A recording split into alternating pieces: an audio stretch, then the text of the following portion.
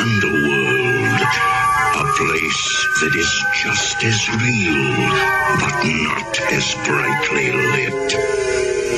A dark side.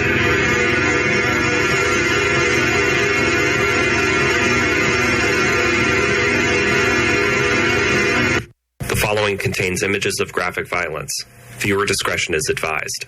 We begin with breaking news out of California on a case we've been keeping a close eye on. An Orange County jury has found 2 Fullerton police officers not guilty of killing Kelly Thomas, a schizophrenic homeless man. These peace officers were doing their jobs. They were operating as they were trained, and they had no malice in their hearts. They were not out to get somebody that night. They were working. Put your hands on your back, Jerry. Jerry, dude, I can't breathe, man. No. Please, help me. Help me, please, Jack. Despite the fact that he's my son, I've never in my life seen something this bad happen to a human being. And then to have it happen by on-duty police scot-free. So what this means is all of us need to be very afraid now. It's carte blanche for police officers everywhere. Can beat us, kill us, whatever they want. Because it has been proven right here today. They'll get away with it. They'll get away with it. They got away with murdering my son. It's just not fair, so I guess it's legal to go out and kill now.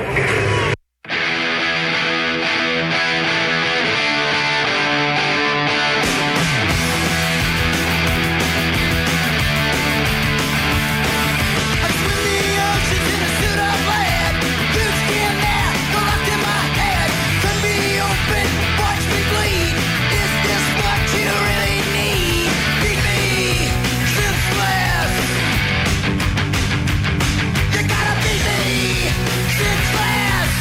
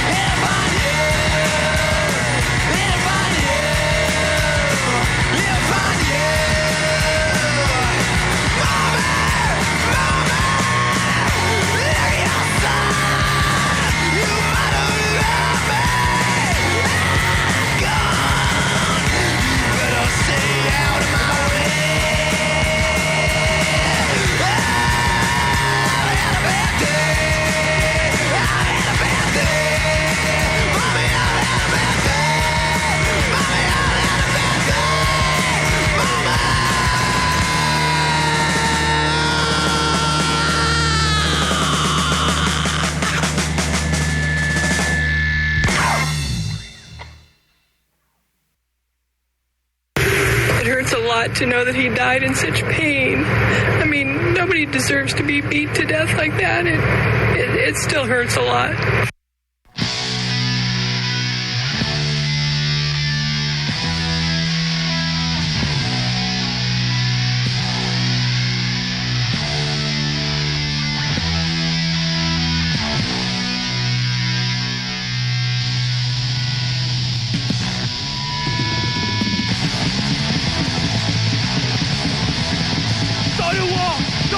About the innocent, not your state, not the innocent.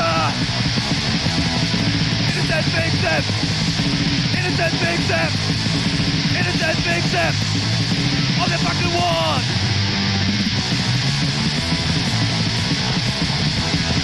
Start a war, don't give a fuck about the innocent.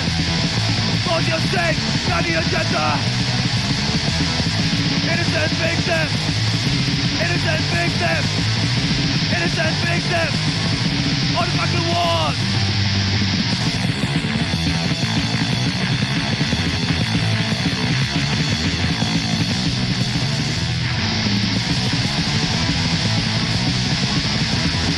Start a war, don't give a fuck about the innocent.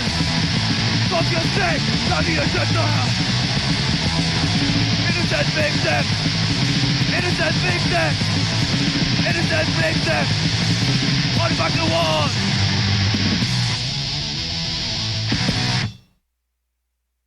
Witnesses say 37-year-old Kelly Thomas was calling out for his dad while officers repeatedly tased him. Anybody listening to a father listening to a son cry out for him, Dad, Dad, he knew I would come and save him. If I was here, he knew I'd be the one to do it.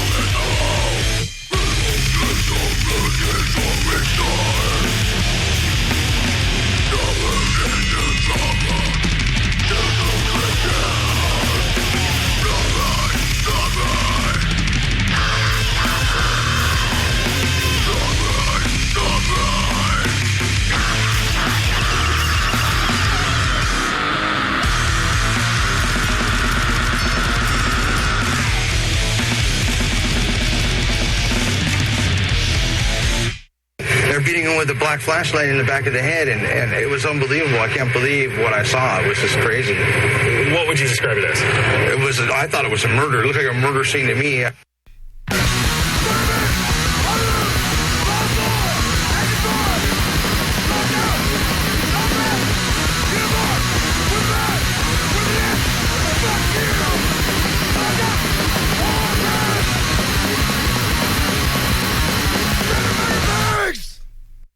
Warning, the songs you are about to hear are intended for mature listening audiences only. If you have a weak mind or heart and don't like words like shit, fuck, or cunt, then please refrain from listening any further. It's time for some real music. It's showtime! We have seen imitators. We've also seen duplicators. But now, it's time for the originators. That's right, Los Angeles. You have listened to all those imitators. You've listened to all those duplicators. Now it's time for the real shit, the originators. I am your host, Jimmy Cabs, along with Big Evil Emilio, because Lost Johnny is nowhere to be found. You are listening to the very manic Jimmy Cab Show. How you doing there, Emilio? I'm doing all right, man. How about yourself? Thank you for being here, by the way. Oh, no problem, man. No problems. My pleasure. All right, man. You know, it's very interesting. Let's get right into it here. First of all, we got a great show today, but I got to tell you, all week I've been severely head-fucked and extremely bothered with the verdicts that came out on Monday out in Fullerton. Oh, yeah. For those of you that listened to that opening block there, obviously you can see that the music was relating to that whole trial with the police officers that ended up being acquitted of first-degree murder.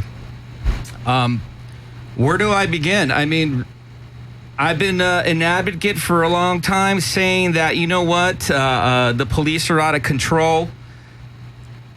Our civil liberties and our constitutional rights are eroding as we speak. I mean, the police state that we coexist in now is completely just frightening. Minorities have been talking about this for decades, but now it happened to an Anglo. What will you do?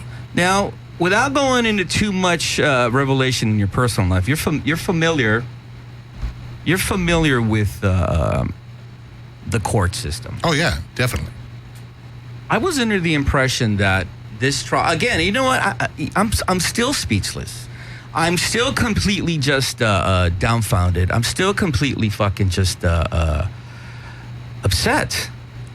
Well, that's what you get when you get two corrupt pieces of shit police officers squeezed through the hole of reasonable doubt. All right, let me try to get rational thought here, and let me also try to put away my feelings. Law enforcement is a very difficult fucking occupation right off the bat. They deal with the dregs of society. Now, Emilio, you and I Right. personally know some fucking scumbags. You know what I mean? Oh, yeah. So we know what they deal with. But they are servants of the public.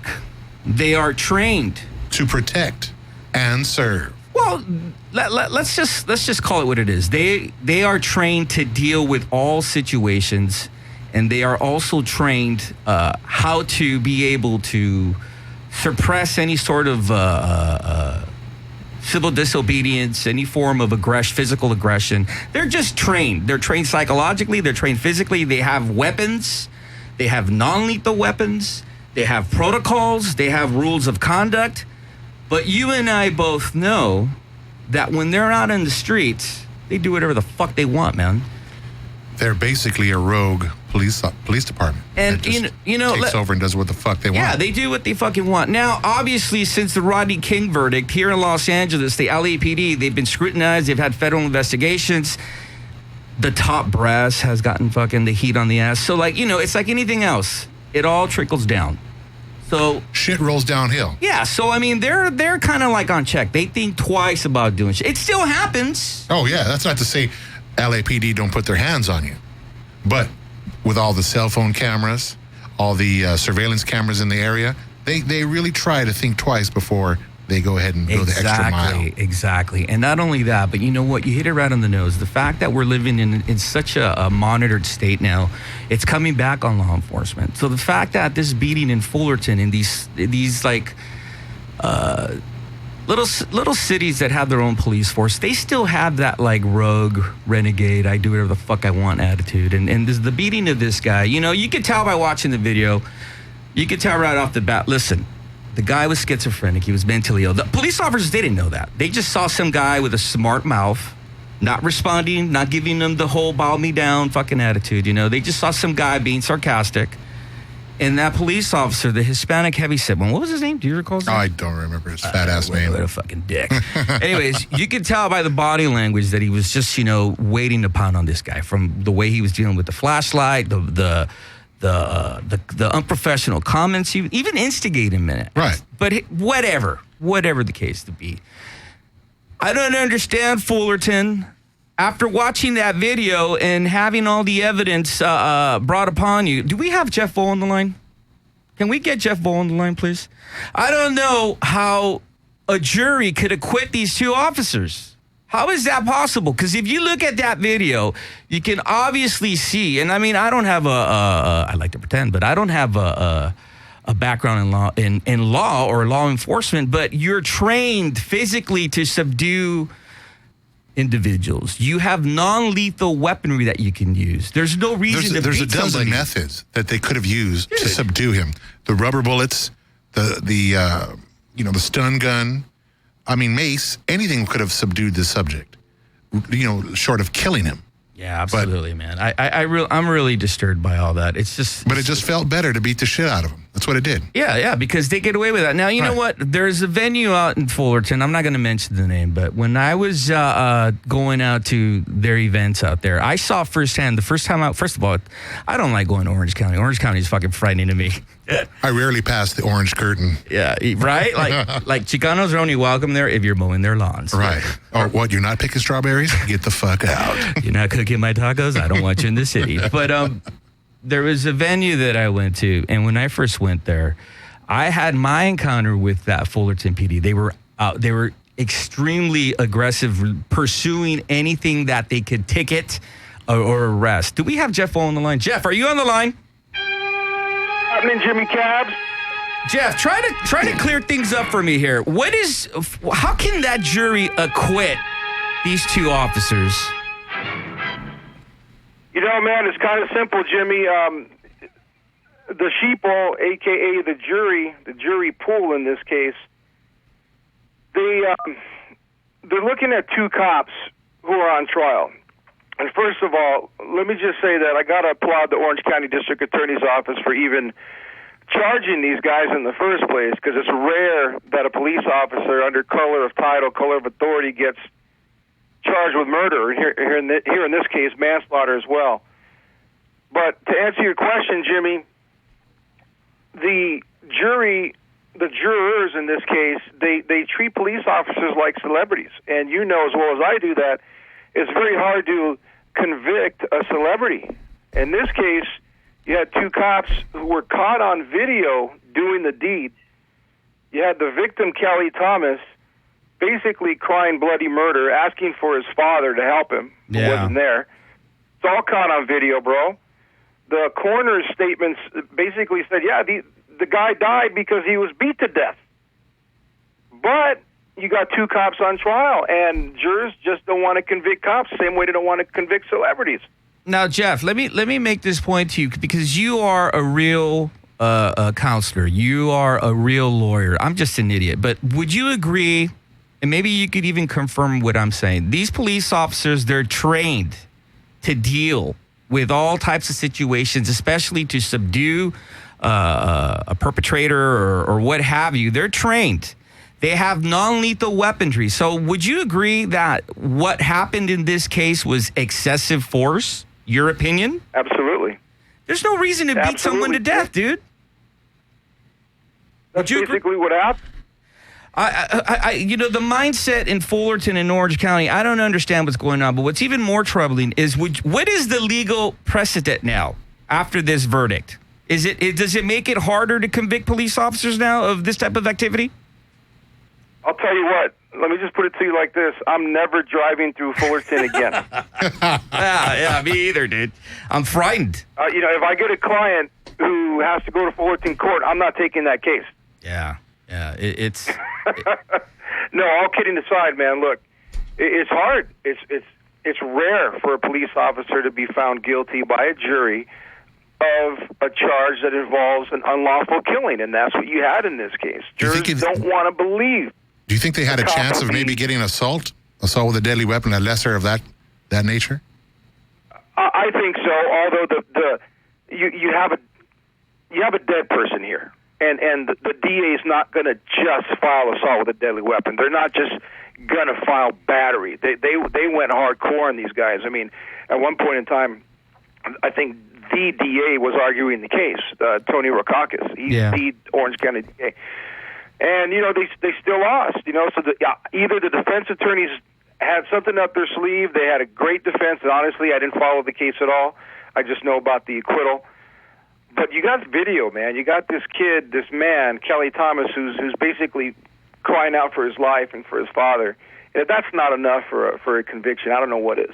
Yeah, I got to tell you, Jeff, I'm very, very troubled and extremely head-fucked by this verdict. The fact that a legal precedent has been set where officers can beat someone to death and be acquitted just really, first of all, it brings out the intelligence in me. But second of all, it really just freaks me the fuck out. And again, it's another example of our civil liberties and our constitutional rights being completely fucking trampled, dude. I mean, I don't understand. How can you acquit these police officers? I guess the real reality wake-up call is, and I mean, I know that there's some sort of protest vibe going on in Fullerton, but I guess because it happened to an Anglo, maybe? I mean, because, different ethnic backgrounds. I don't want to just say Mexicans and blacks, but I mean, predominantly we're familiar with this type of behavior. But I mean, now that it happened to Kelly Thomas in Fullerton in Orange County, I don't know what more to say, man. I mean, Jesus, what the fuck? I don't know the jury makeup, but I'm assuming you had predominantly Caucasian jurors. Yeah. You had a Caucasian victim, and I believe one of the officers was a Caucasian, the other one Hispanic. So it's a perfect setup for justice to be served in this case. However, the defense won, and there's no closure for the family or for the citizens of Fullerton, man. It's just the way it is. Now, let me ask you this. You can't do anything about it. You can't appeal this. An acquittal's an acquittal. It's done. What they can do, what can be done, is a civil suit, and I'm sure there's a civil lawyer out there who's already filed it, and there's a civil case pending to go after the city or city hall or especially the cops for money damages. But as far as putting somebody in prison, that's a closed case, man. Well, you know what? I'm glad you mentioned that, Jeff, because if there's one thing that I know, this is what changes things, is when you hit motherfuckers in the pockets. That's what changes things. So, like, I've openly stated, fuck Fullerton, fuck the city of Fullerton, fuck the police department of Fullerton. I'm not going there. I'm not spending, well, I don't have any money, but if I did, I'm not spending any money there. But you know what? You're right. I think a civil lawsuit against these officers, against the department, against the city is what's going to really, really possibly change something. Would you agree? I agree 100%, and it will happen. Look at Beretta, Robert Blake. He was acquitted in Van Nuys court of that murder, right? He was acquitted. But the civil attorneys got him in the pocketbook. I think he had to file bankruptcy, but they got him financially in a civil lawsuit. Yeah, that's the only thing. So that's what's going to happen here. Absolutely. What about the federal probe? You mean, will there be a federal cause of action against the city of Fullerton? I doubt it. Yeah, you doubt it. So you only see, I doubt it. You only predict possibly just a civil lawsuit, and that's it. I think so, man. I think that's all they're going to get. Wow. All right, man. Well, listen, Jeff Vold, you are the real deal. You are the legal gladiator. Why don't you tell my audience if they found themselves being, heaven forbid, but if you find yourself dealing with any form of law enforcement or any criminal activity that you might need legal representation, how can people get a hold of you, man? Oh, man, they could find me on the internet. Before I give out that website, can I do a quick shout-out to some of my bros? Yeah, absolutely, man. You know that. I want to say what's going on. The Too Bad, Lad, Tomas, Guilty, Gas Cap, and the Professor Anthony. Other than that, you can find me on the web at www.crimeattorney.com. That's crimeattorney.com. All right, Jeff Foe, you are the man. I love your shout-outs, man. Yeah, are those guys that you're representing? No, just kidding. No comment. Thank you, Jeff, man. Thanks, brother. All right, do we have El Diablo Negro on the phone? No? All right, why don't we bring in... All right, thanks again, Jeff. Well, you know what? That fucking verdict... Oh, yeah. That fucking verdict really had fucked the shit out of me, man. So let's get back on the agenda. We got a great show today. Emilio, or Big Evil, as you like to be known. I think you're going to really like what we have today. Back in 1985, I believe. Yes, sir. You and I used to be, first of all, there was no real established underground PR system. What I mean by that, there was no fucking videos, there was no internet, there was no magazines, no publications. It was strictly underground. The publications were fanzines. Everything was done by... it was very organic. Yeah, it was a grassroots, underground, subversive musical movement. And here in Los Angeles, around 85, I believe, I mean, we're going to bring him in, he'll clarify it, but around 85, terrestrial radio was shit! Fuck all that fucking poser shit that was out there. The KDCs, even though I'm affiliated with that, but back in that day, 85, Los Angeles, the musical movement was fucking shit, man. Under all that shit that is still documented now and all these so-called historical documentations and books or whatever, there was an organic underground subversive movement. And at the forefront of that, on terrestrial radio, was a man named Atom Bomb. Let's bring in Atom Bomb. Atom Bomb, why don't you come on in here, man? Yeah, there he is. There's that sexy man. Come on in here, Atom Bomb. Get your ass over there. Beautiful. Thank you for being on the Very Manic Jimmy Cat Show. Great. Yeah. All right, man. All right, here we are. Now, this is beautiful, man. Hey, you sound great out there. Oh, thank you. I'll tell you that. Let me first of all tell you that it's crazy how we do things here. Things all chaotic. Back in 85, was it? Is that when you went on the air?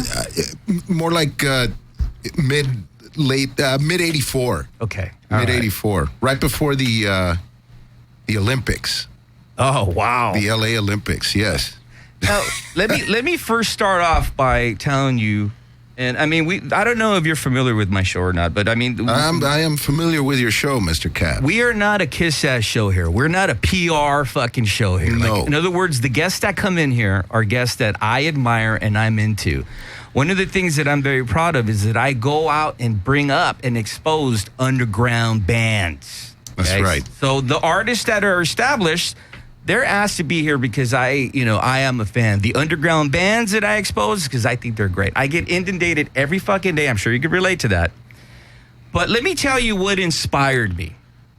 Like I mentioned before, 84, 85. You recall that period. Oh, it's great times and shit times. Well, would you concur, though? I mean, would you concur that was before the big money machine came into this music scene? Like, in other words, Megadeth was playing backyard parties, the Troubadour on a fucking Tuesday. That's right. Yeah. You know, Slayer was fucking still playing the country club. There was no videos. Even Metallica was eating fucking tuna sandwiches back then. Yeah, I guess Michael Alago was, a year or two behind signing Metallica? Yeah. It was right around that time, though. It was right around, Would you also concur that at that time there was no internet? No, absolutely not. It was strictly going into the ritual of seeking music, which is you would go to a record store, there'd be a dude like our age going, hey, have you heard this Celtic Frost record? Fanzines and tape trading. Tape trading. Fanzines and tape trading. That's... Now, you're going to find this funny because I got to explain this to my audience because even though they think they know everything because they're like internet babies, the process of tape trading, Emilio, we were tape traders. We were definitely just talking tape about traders. that outside. Yeah, we were just talking about the tape trading process. You would get a cassette, you would record what you would have, and you would fucking lick that envelope and send it off to Germany or whatever, and then, Fucking the dude from Creator would send you his demo back. We were talking about the toll it would take on our pockets and postage. To send your list to some guy in France, that's 200 pages, and then he would send me his back. Yeah. And we get to, it's like gold. You're going through this list saying, I want this, I want this, I want that. But there's guys, I'm sure you remember these names like Vadim Rubin and Mike Rubenstein. These are cats that totally started that whole, at least in LA and in the Valley, right? The whole tape trading, and I kind of connected with those guys when I started doing the radio show. Who knows where Vadim is now? I think he teaches.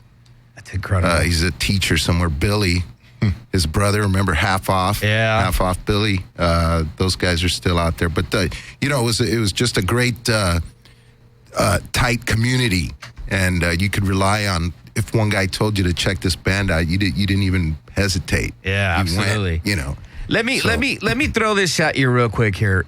The final countdown, KXLU, to me is the one and only till this day. No disrespect to, I know there's been other underground shows at KXLU, but to me, you are the real deal. In other words, you are the first and the only one. Everything that came after you is whatever. You are the one that paved the way.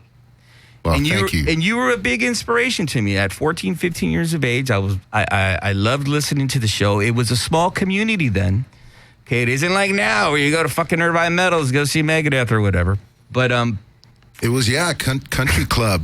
It was a small community. From the country club to the anti-club. But what was great about your show, and what was great about what you were doing, was the fact that you were truly embracing the underground spirit, and you were playing shit that no one was playing. Hence, here we are almost 30 years later. It's what I'm doing. Yeah. The circle, the wheel turns. Everything comes full circle. But yeah, it was a trip. At the time, it's on the KXLU's on the campus of Loyola Marymount. How the fuck did you get over there? University. Were you a student there? I was a student there. You had to be a student there to get on. At the time, It's much different now. Much different now. There's people with shows there who have no connection to the school whatsoever. No connection. Not even 6 degrees connection.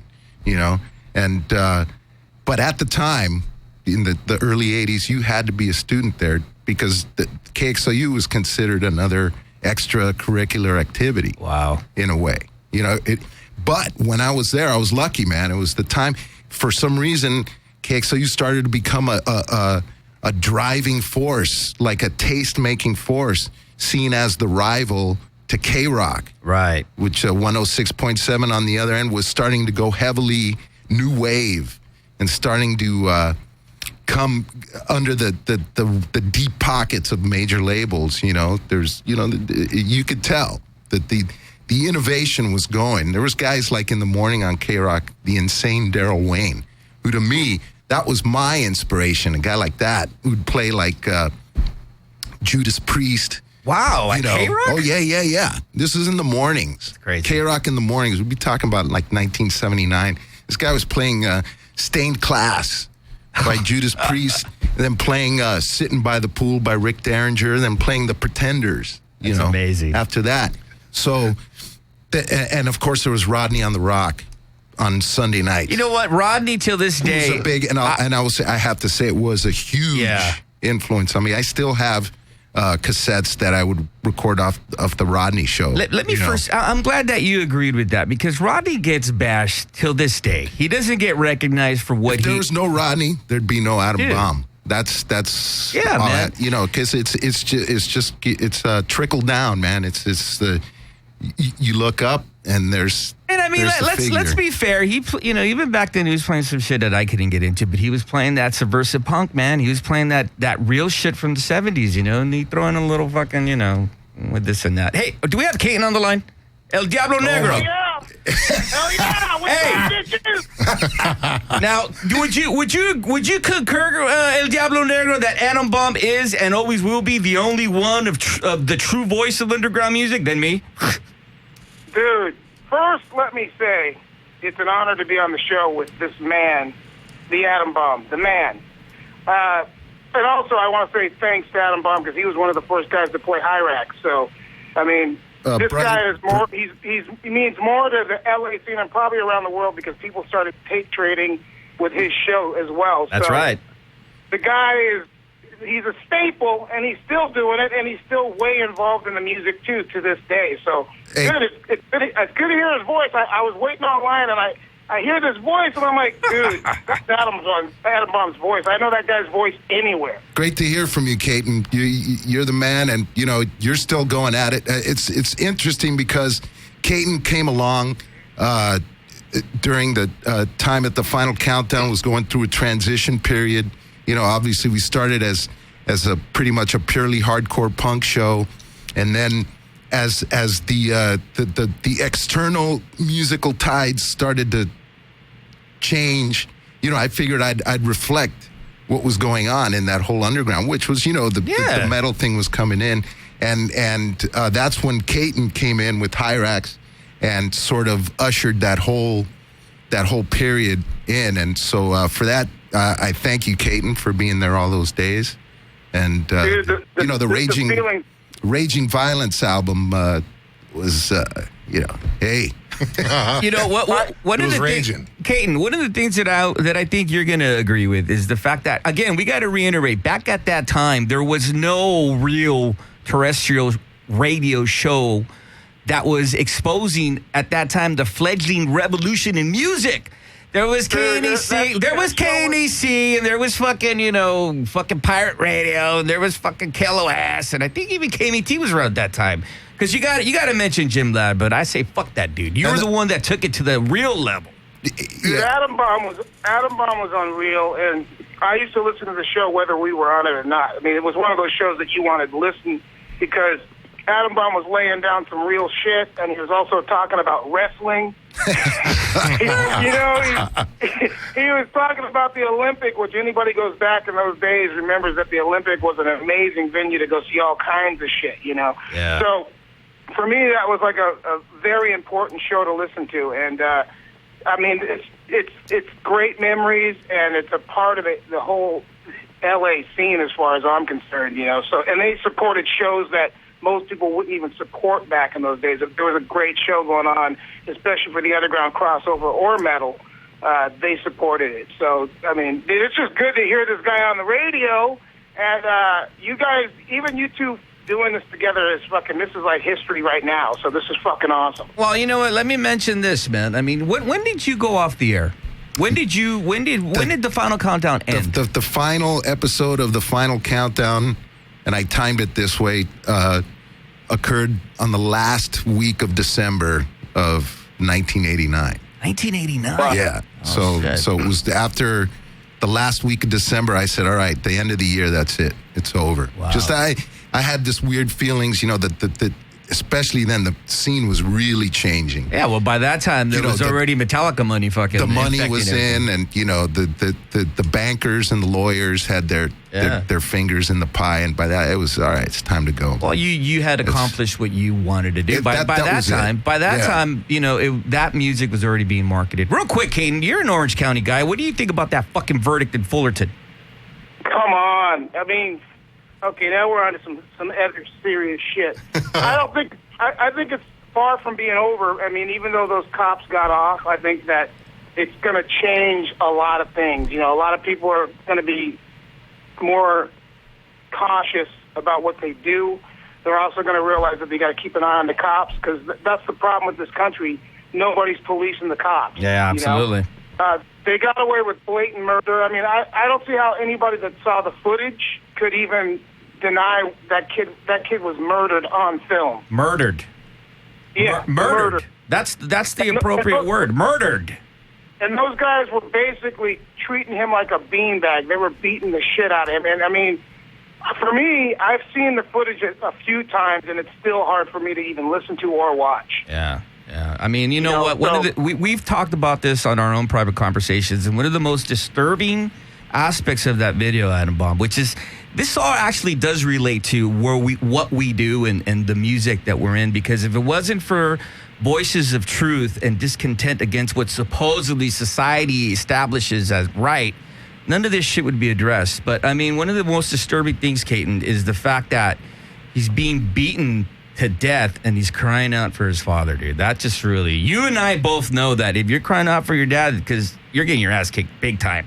Yeah. I mean, it's so obvious. And I saw yesterday on Facebook there's still some protests going on, which I think is a great idea. It's fucked up. I mean, it makes you wonder, what are we going to do as a society and as humans? Like, what are we going to do next? Because the other thing too that's kind of crazy, even the color thing comes into play too, because for one, if he would have been black, people would have went super off. So I don't understand why, or any other color, you know what I mean? Like, people of color go crazy on this shit, and I was kind of surprised because he was white. I was wondering why people didn't go off, because I still myself, even though I know you're supposed to handle things differently than that, but I was still surprised that there wasn't some kind of shit, so it makes you wonder about the color issue on that. Yeah, well, you know what, man, I got to tell you, the best way, the mature way, because I hear you, by the way, all comments expressed by Jimmy Cabs or his guests do not reflect KDC Skidrow management sponsors. But real quick, the best way to maturely protest is to fucking say fuck Fullerton and not spend your money there. And so, by the way, when are you playing the slide bar? Dude, you know what's funny? We were offered to play there quite a few times, and we turned it down every time. It really wasn't just because of the city. It was more about the slide bar itself. I mean, I know a lot of friends of mine have played there, and I'm not going to hold that against them. But for us, it just wasn't even an option because I think it's owned by the guys from Lit. Oh, boy. And somebody, I don't care, though. Somebody has to make a stand. If there's bands that you're not aligned with, you don't play for them. That's just the way it is. I mean, I still stand by that. Then, you're bringing up all these things about, like, corporate money and lawyers and shit. Well, that shit is knee-deep in the music scene. And there's no way you're going to actually force it out. But if you really have any integrity with what you do, you just got to stand by what you stand by, and no matter what happens, just stick with it. Whether you're popular or you're going to be a cult band or maybe your band does break, even with you making stands all these years, and that happens to some bands, you can make a stand and sooner or later it pays off. But normally you do get punished for that. But you got to be up for it either way, and for me it's just not an option to play for some guys in a band called Lit. I'm not going to play their club. Well, again, let me just say, because I don't want anybody fucking emailing me that I'm singling out just that venue. I'm singling out the host city. Fuck it, don't spend your money there. Hayton. I'm also singling out the venue because they had something to do with that guy being beaten. And no matter what anybody says, they were calling the cops because he was out there in the parking lot. Yeah. That's basically what went down. So, people can dispute it all they want. It's the cops, it's the venue, it's the city, and guarantee there was a lot of shit covered up. This shit's been going on since the beginning of time, and unfortunately, it's going to keep on happening. And the only way to stop it from happening is to be more vocal, vengeful as a citizen. Speak up when you see something. Yeah, well put. But it's easy to get drunk with power, man. Yeah, and it's happening. I know. Since I'm a fucking dick on this show. Since the Roman days, man. Since the Roman times, they take you behind an alley, slap the shit out of you, and consider that's your punishment. All right, man. I'm gonna have to wrap it up because we got to get into some music. Wait. One last thing though. The guy still shouldn't have died. No, absolutely not. Absolutely it really not. doesn't. It doesn't matter what color he was. The cops should have been there to help him, not kill him. I agree with you. Well said. Well, hey, Diablo Negro, Caton DePena, thank you for being on the air with us, man. Hey, Caton, if you get down to South America before we do, tell him hello. I will for sure, brother. This guy's king of Ecuador right here, man. He conquered South America all by himself, man. Yeah. Caton, thank you for being on the air with us, my friend. Hey, you guys take it easy. I'm going to finish up some Tecates and head down to the local record. Yeah. Nice. All right, we're gonna Adam Bomb, you're not going anywhere. Nowhere. I'm here. Let's get into this nice music segment, which is dedicated to the Fullerton PD. And again, let me reiterate because we do have our mature moments here. Don't spend your money in that city. Fuck that. Hit them in the pockets. Hands off, Jenny. Don't go to Fullerton and hit it. You have the right to remain silent. Anything you say can and will be used against you in the court of law. You have the right to an attorney. If you cannot afford one, the court will appoint you one.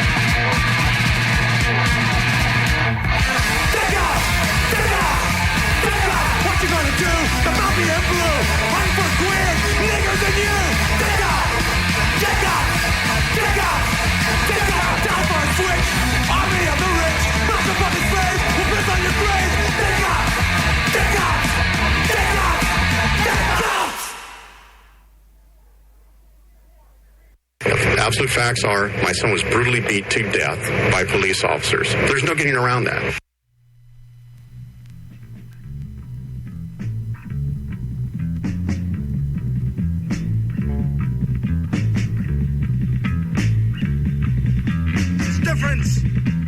cops and pigs.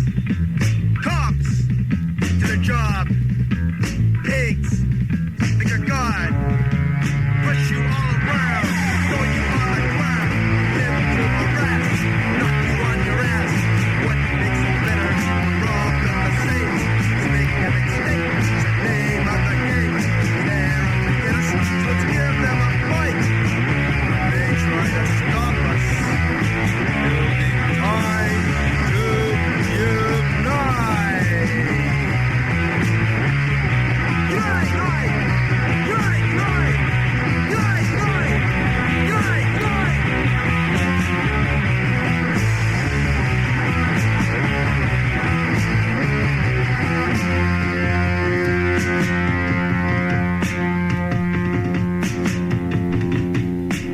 Highway patrolman, fuck off!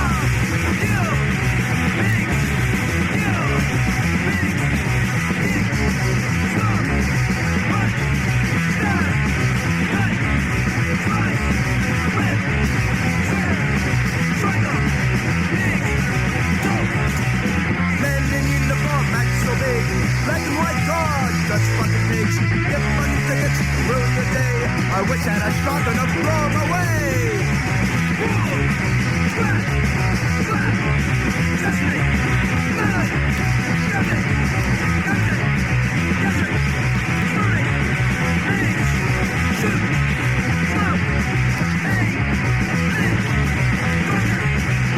Guns and billy clubs, those are the toys. You son punks, those are boys. Go to jail, men behind back. They take your money and give you the shaft. What? Peace. Heaven. Heaven. Fight. Fight. Wake up. Wake up. Sorry. Bushwick.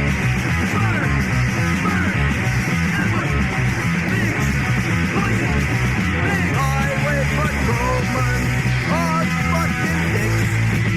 Highway patrolman. Why don't they exist? Glory! Pigs! Justice! Pigs! Kick! Stop! Punch! Stab! Gut! Rip!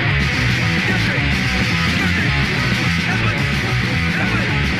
Fight!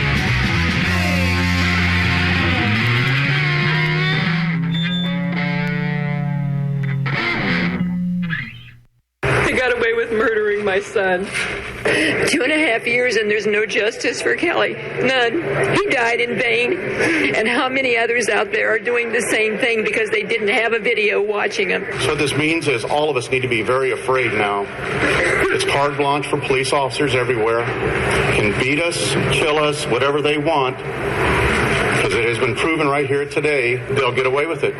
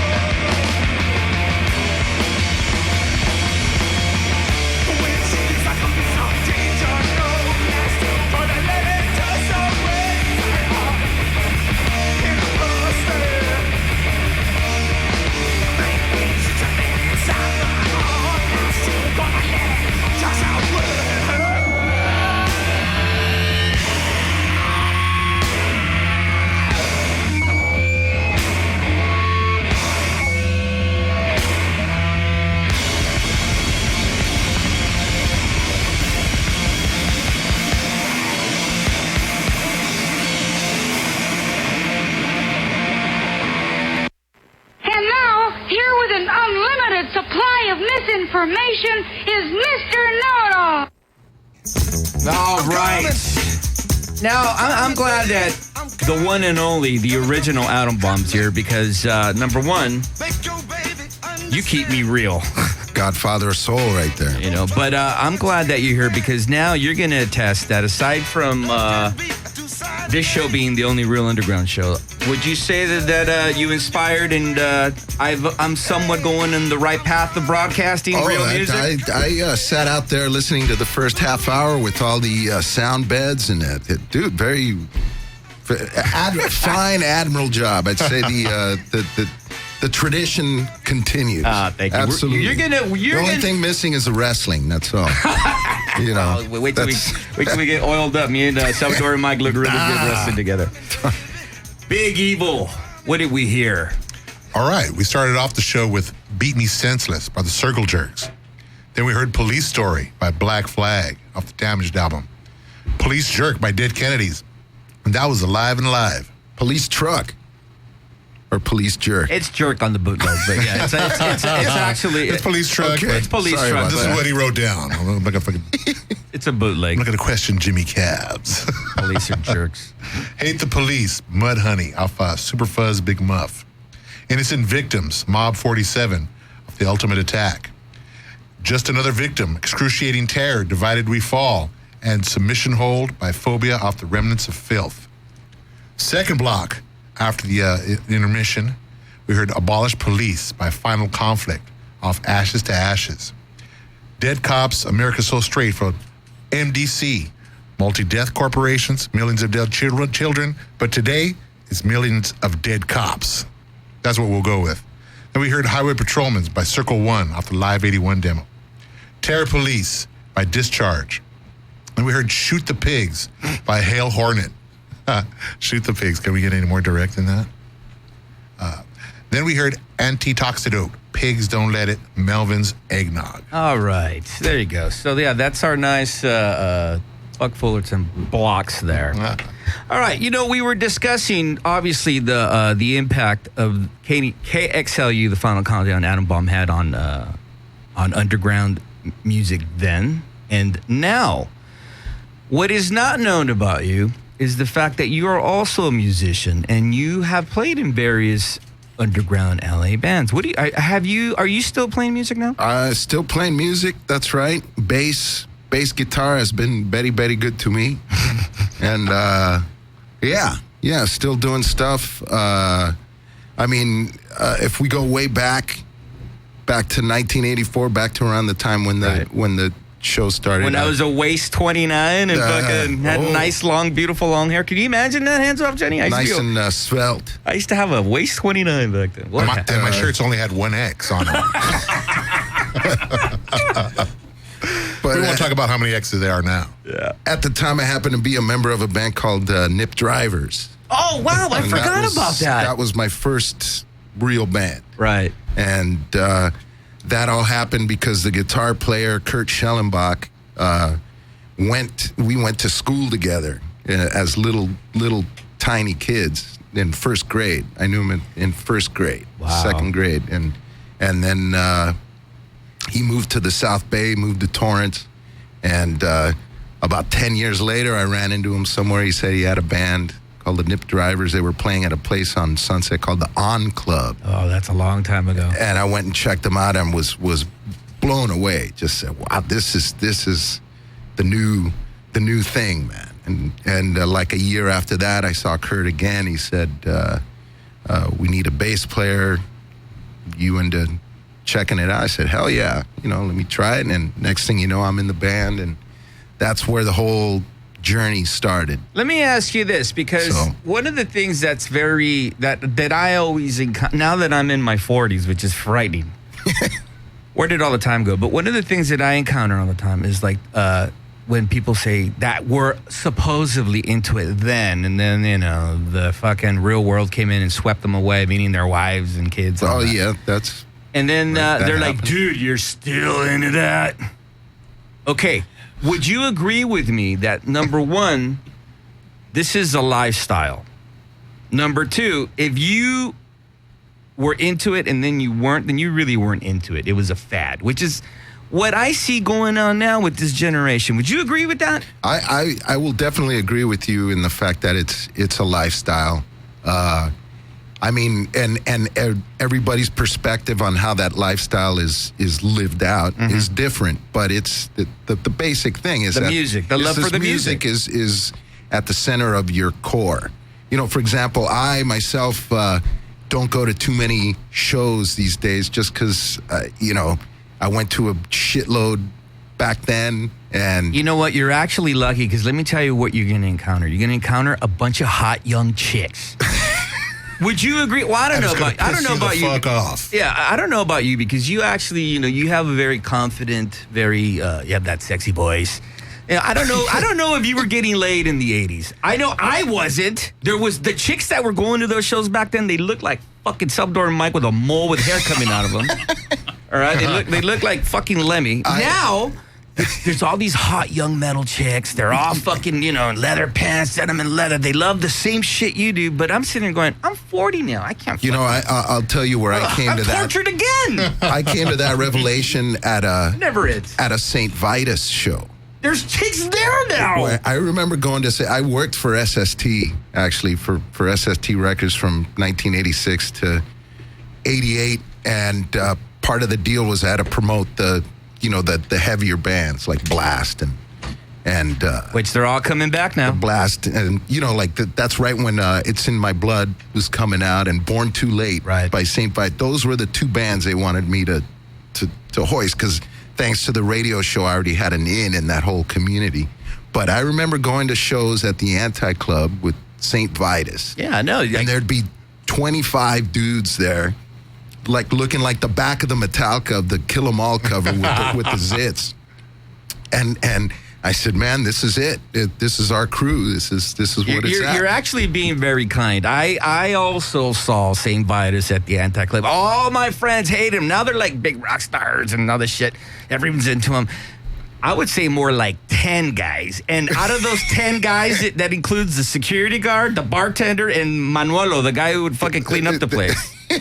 But fast forward to, when they did their... this new lineup with Henry playing drum. Henry Vasquez, love Henry. Great drummer. Rest in peace, Armando. Yeah. I went to that show and I could not believe it, man. I said, "There's girls here. There's girls that know the lyrics to the songs." Yeah. I mean, listen. But you know what? That tells me more power to the. Somebody's doing some work. You're a mature, confident gentleman. I'm a fucking middle-aged, bitter, fucking pissed off fucking dude. Like I mentioned. But let me just say this. I said something. I hear you got some competition here, Jimmy Cabs. Oh, don't even get me started on that. Let me just finish this real quick. It's great to see the scene thriving, and obviously everything evolves and what have you. That's good because it's. But what annoys me, annoys me is that, you know what? It's also there's also a generation of being lethargic and lazy. They're not into working for music. They think they know everything. They're obnoxious. They at a couple clicks of a computer, they know the whole discography, and then they're looking at you like, okay, you're a fucking poser. Like, shut the fuck up. That's the curse of the internet. You mentioned competitors. That's another thing.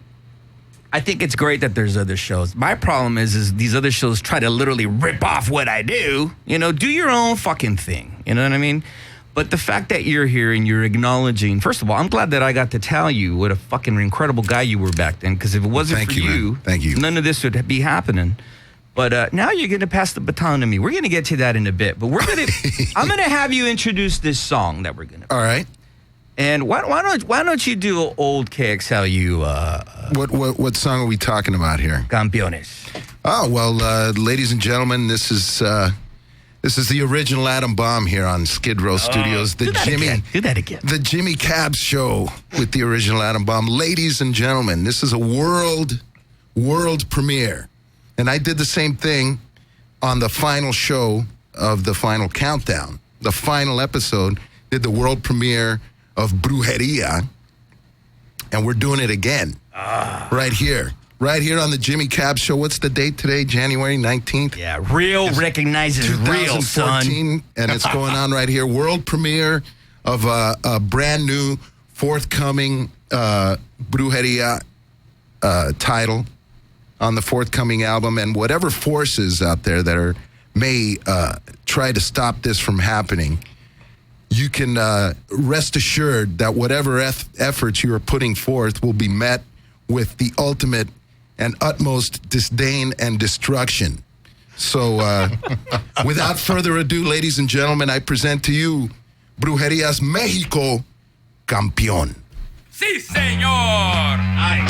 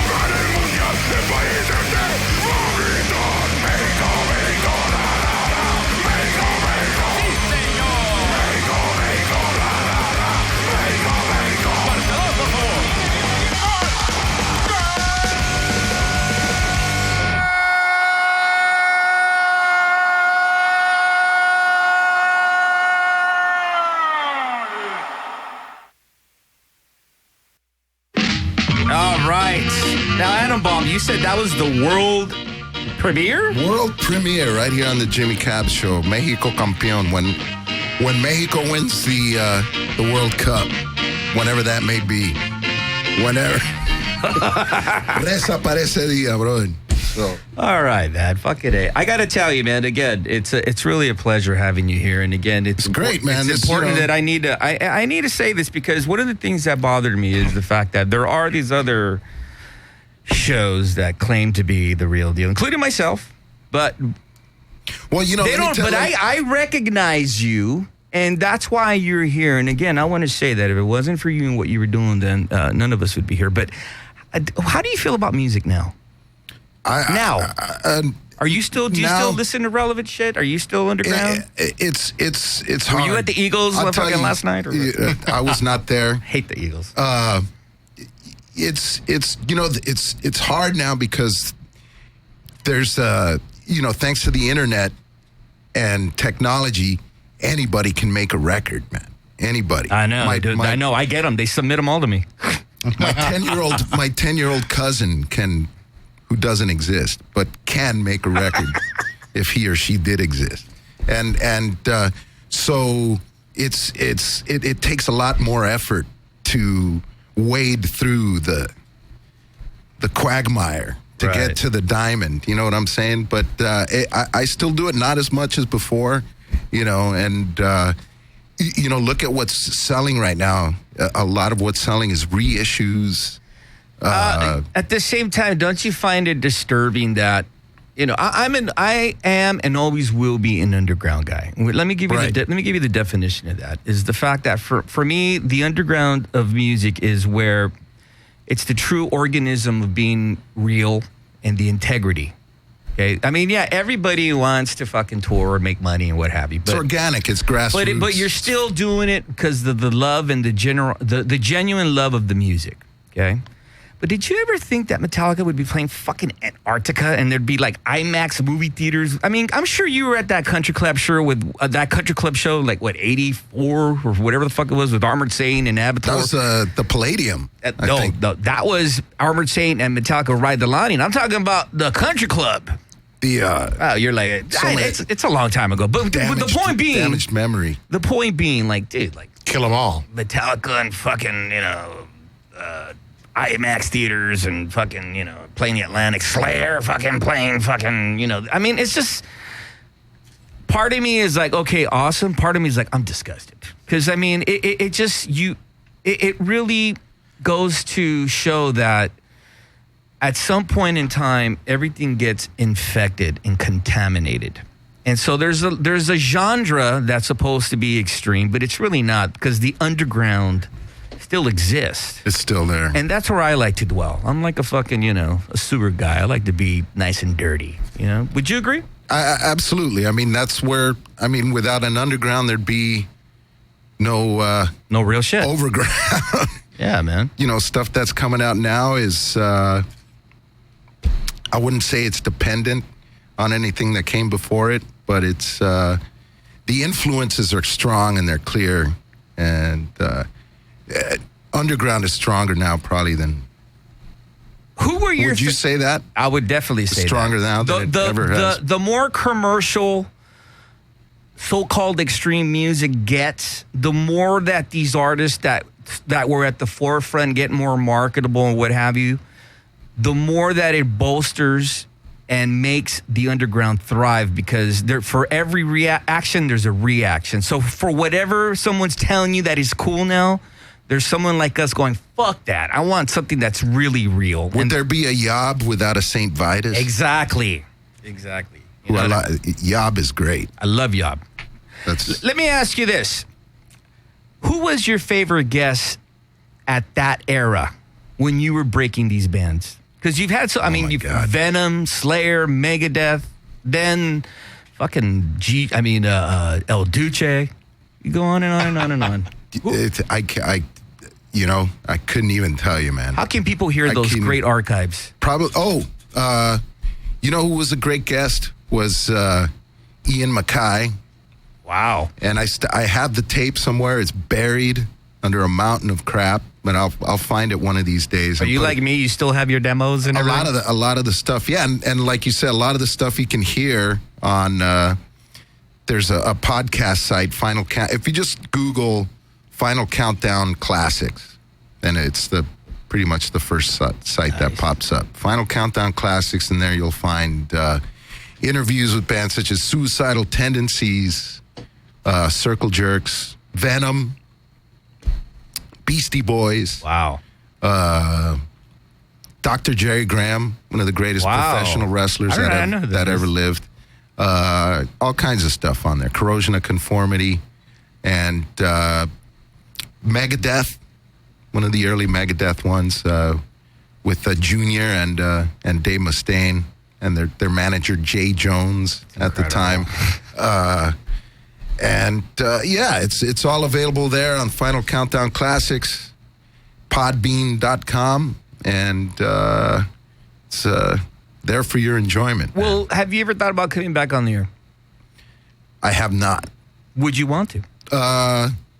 I don't know if I'd want to do it on a regular basis. Mm-hmm. I think maybe, something like this every once in a while, I'd definitely be into doing. Cool, but would it be? But it's just it was something I did already, and I like to do is voiceovers and stuff like that. But that's a tough circle to crack.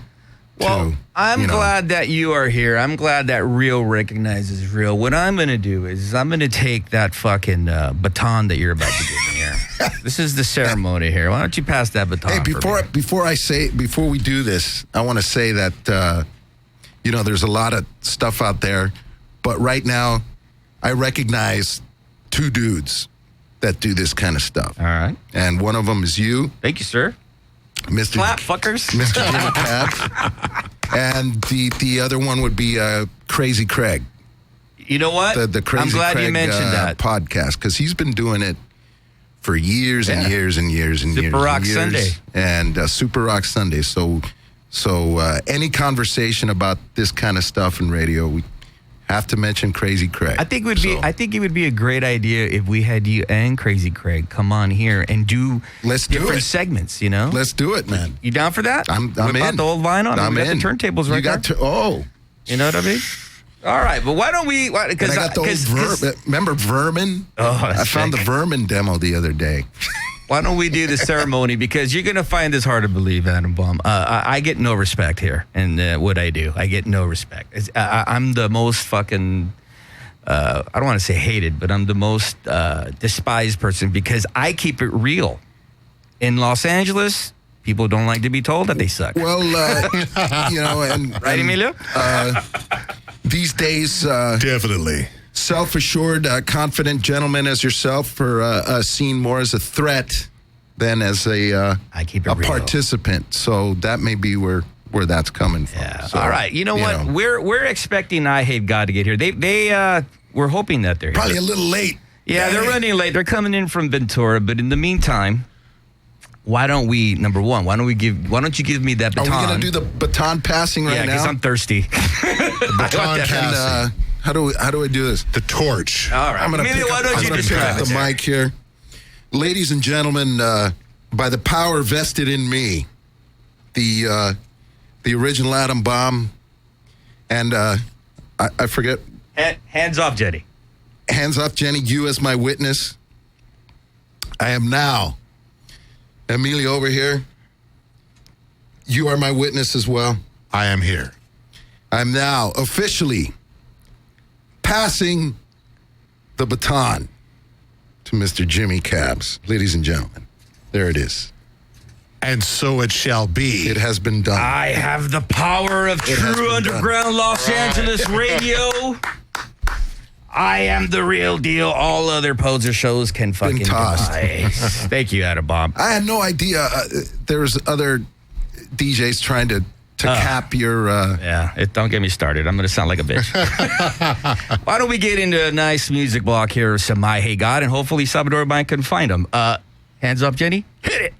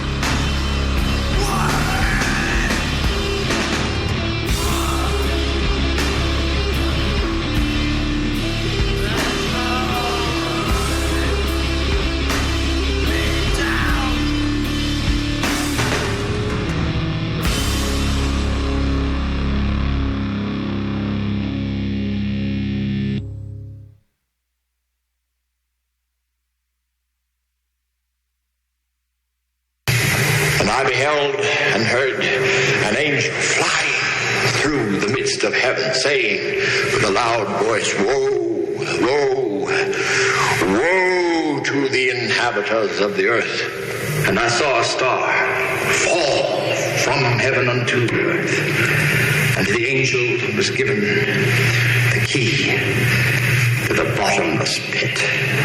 And he opened the bottomless pit, and there arose a smoke out of the pit as the smoke of a great furnace. And the sun and the air were darkened by reason of the smoke of the pit.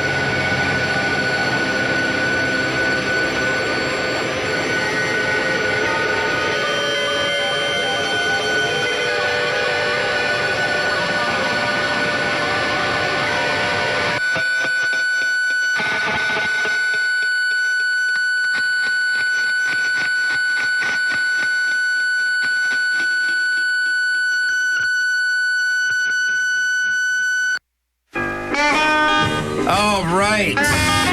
Big Evil Emilio, what did we hear? Well, we started off that block with Left to Starve by I Hate God in the Name of Suffering. And we heard Freedom of Religion by Nausea off Condemned to the System.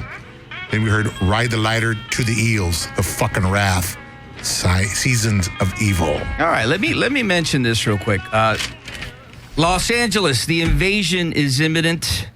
Los Angeles will be destroyed. I Hate God is in town tonight. Yeah. Make sure you go see I Hate God at the 5-Star Bar. Let me just look at this bill right here. I Hate God, Nausea, Exbala, and then of course the best of the underground from Los Angeles. That's going on tonight at the 5-Star.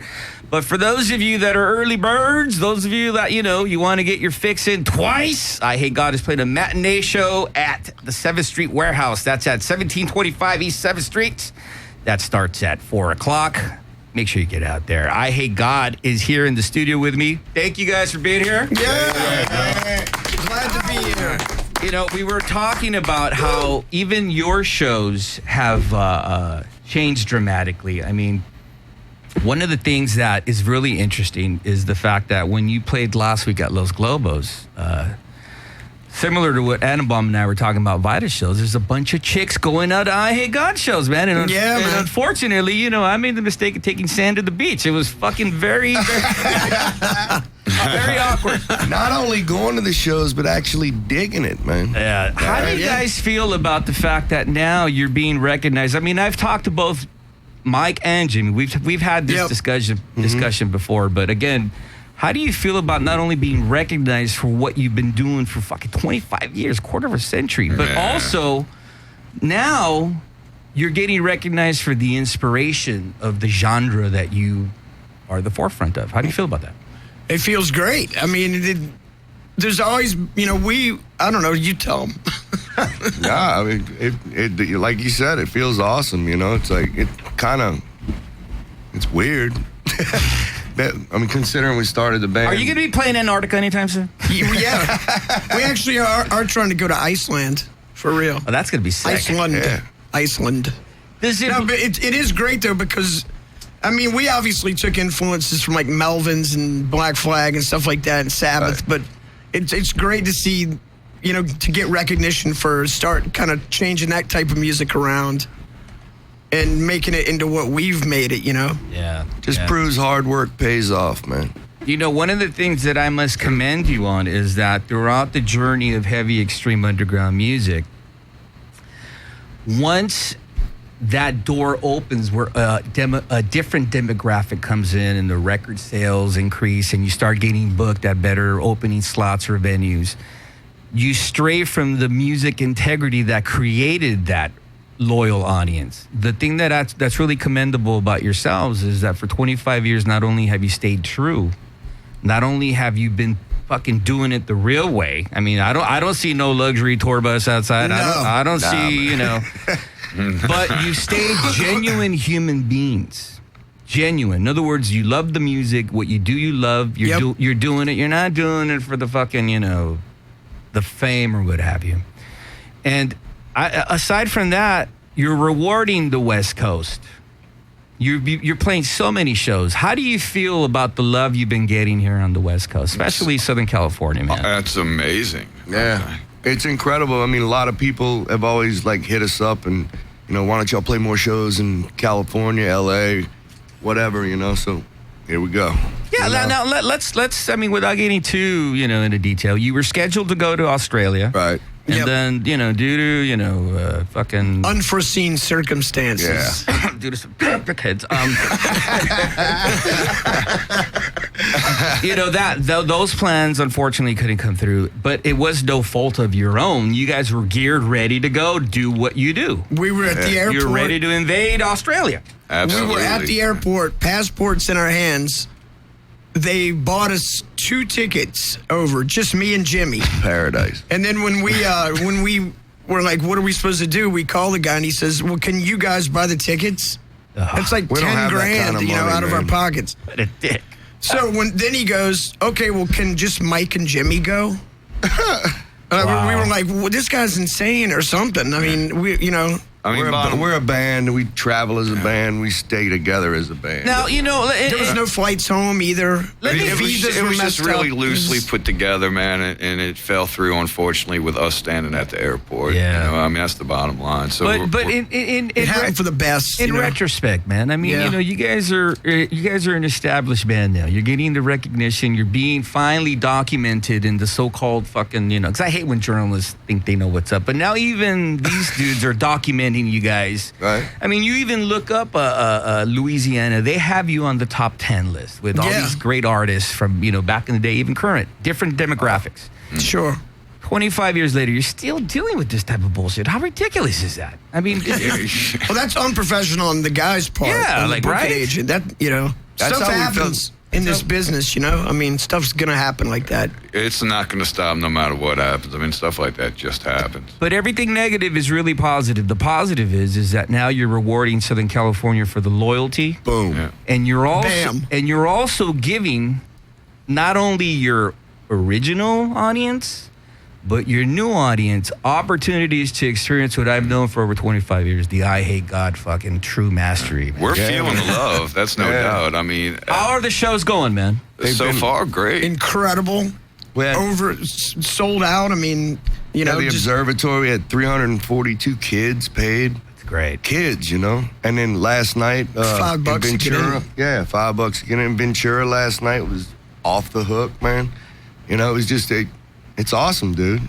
It's got to be rewarding, right? One of the things that was very, very when the flag came out and the word got out was the fact that the underground got together and immediately started fucking, scrounging wherever they could book you. I mean, I got to commend, Joe and the Static Age for doing these shows. Let me mention these shows again, all right? I want to thank Zach Oler, too. Zach as well? Yeah, really? He busted his ass.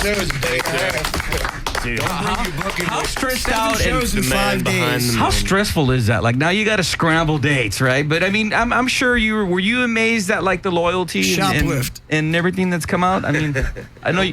Well, for me, once I knew we'd probably be able to fill a couple days just based on. Let's get you on the mic there, bro. Real quick. Get in there, smooth. Based on the band's history, like I said, before I started booking this band, I was a fan, and I think what this Southern California takeover has shown is the power of this band. Yeah, absolutely. All I had to do was make a few calls to some people, and it came together like that because people wanted this band, and people like in Ventura who typically would have to drive down to LA, they got to see them. Yeah. San Diego, the band hadn't played there since '98. I made a call. We had 24 hours notice, and the bar was packed. Yeah. All I did was put it together, but it's the band that has the real power. Thank you, Zach. I think, you know what? You're being very kind.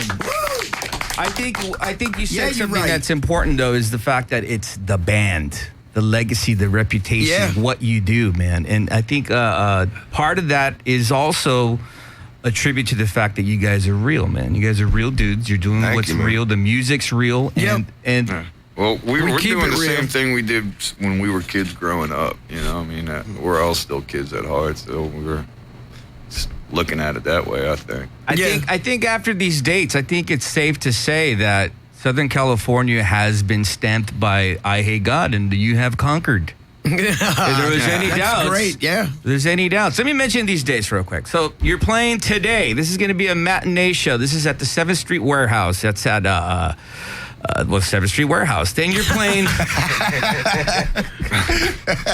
Very good. Yeah, that's it. Let me throw it.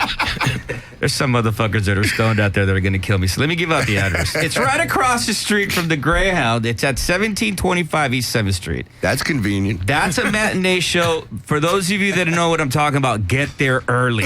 Now. After that, you're going to be playing the 5-star. That's tonight. This is an incredible fucking bill, man. These Static Age really went out of their way. I Hate God, Nausea, Xbala.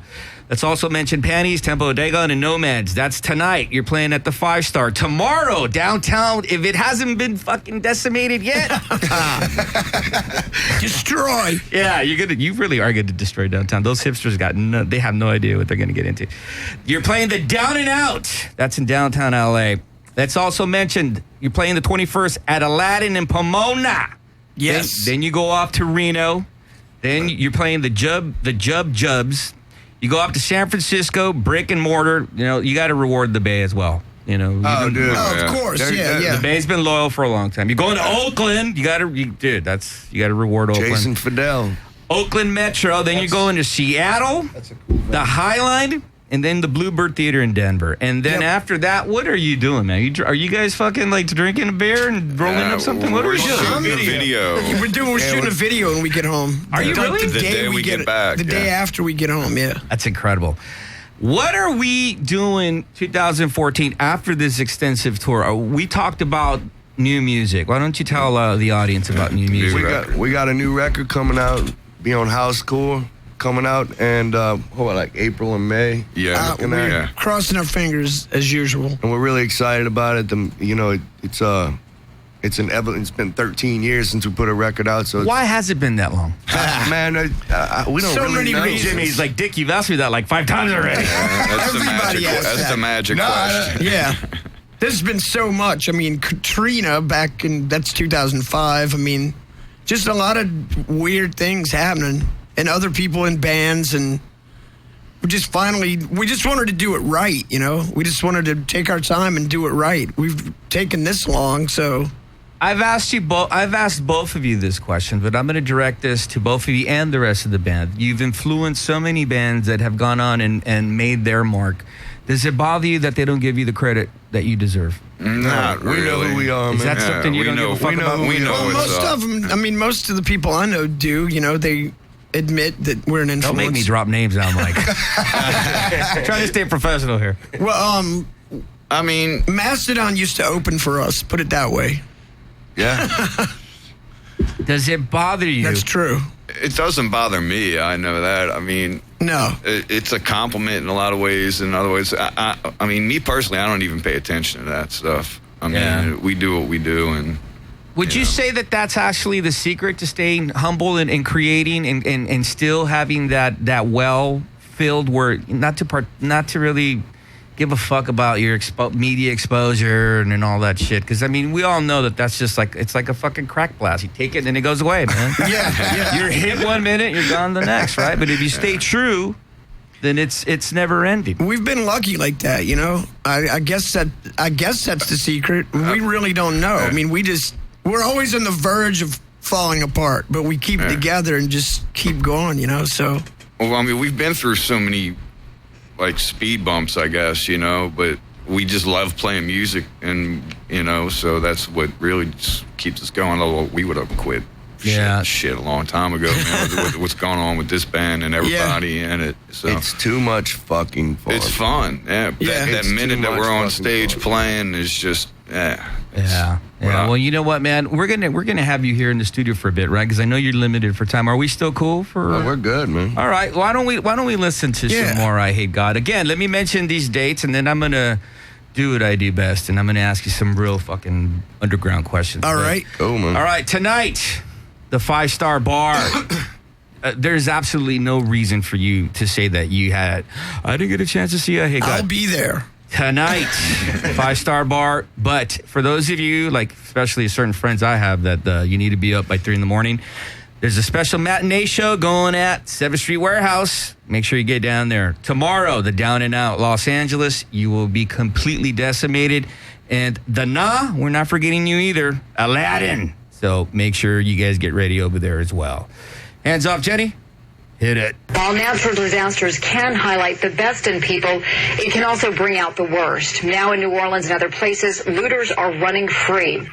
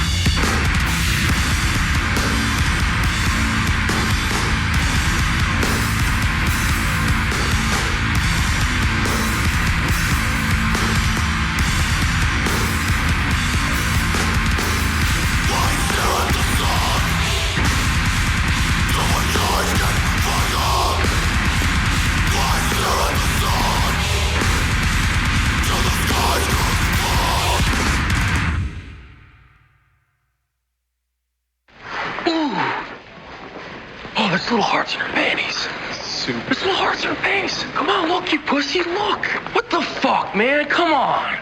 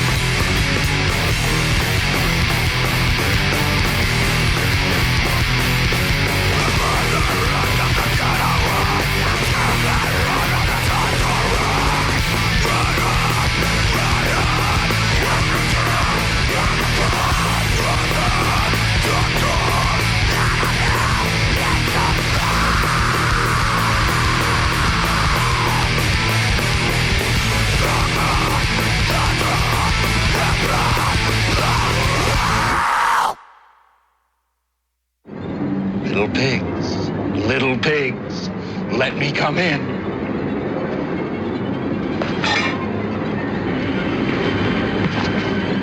Not by the hair on your chinny chin chin.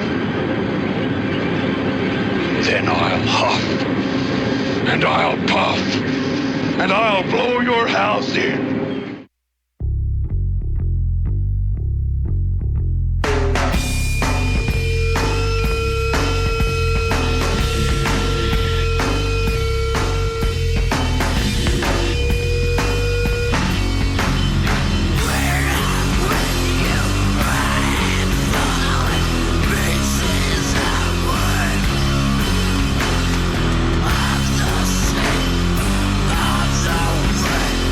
Of the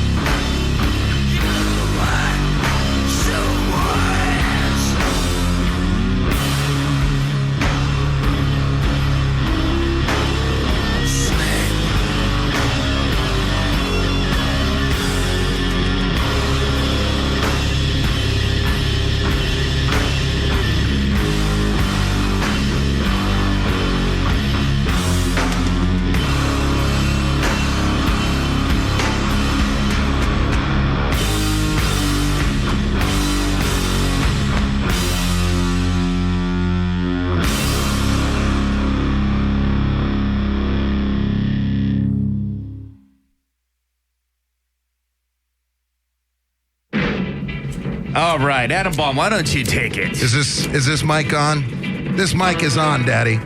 You just heard Pigs from I Hate God.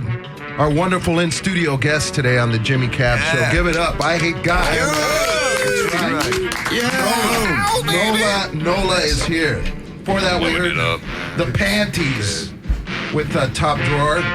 We also heard Chibala, who are also on the gig tonight with I Hate God at the 5-star. The 5-star in beautiful downtown Los Angeles. Yes. We opened the setup with New Orleans is the new Vietnam, Saigon.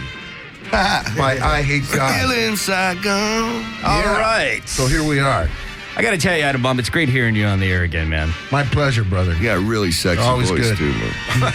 On the phone with me is the original subversive, the original punk subversive, the voice of discontent, the real deal, Ron Martinez of Final Conflict. Boom.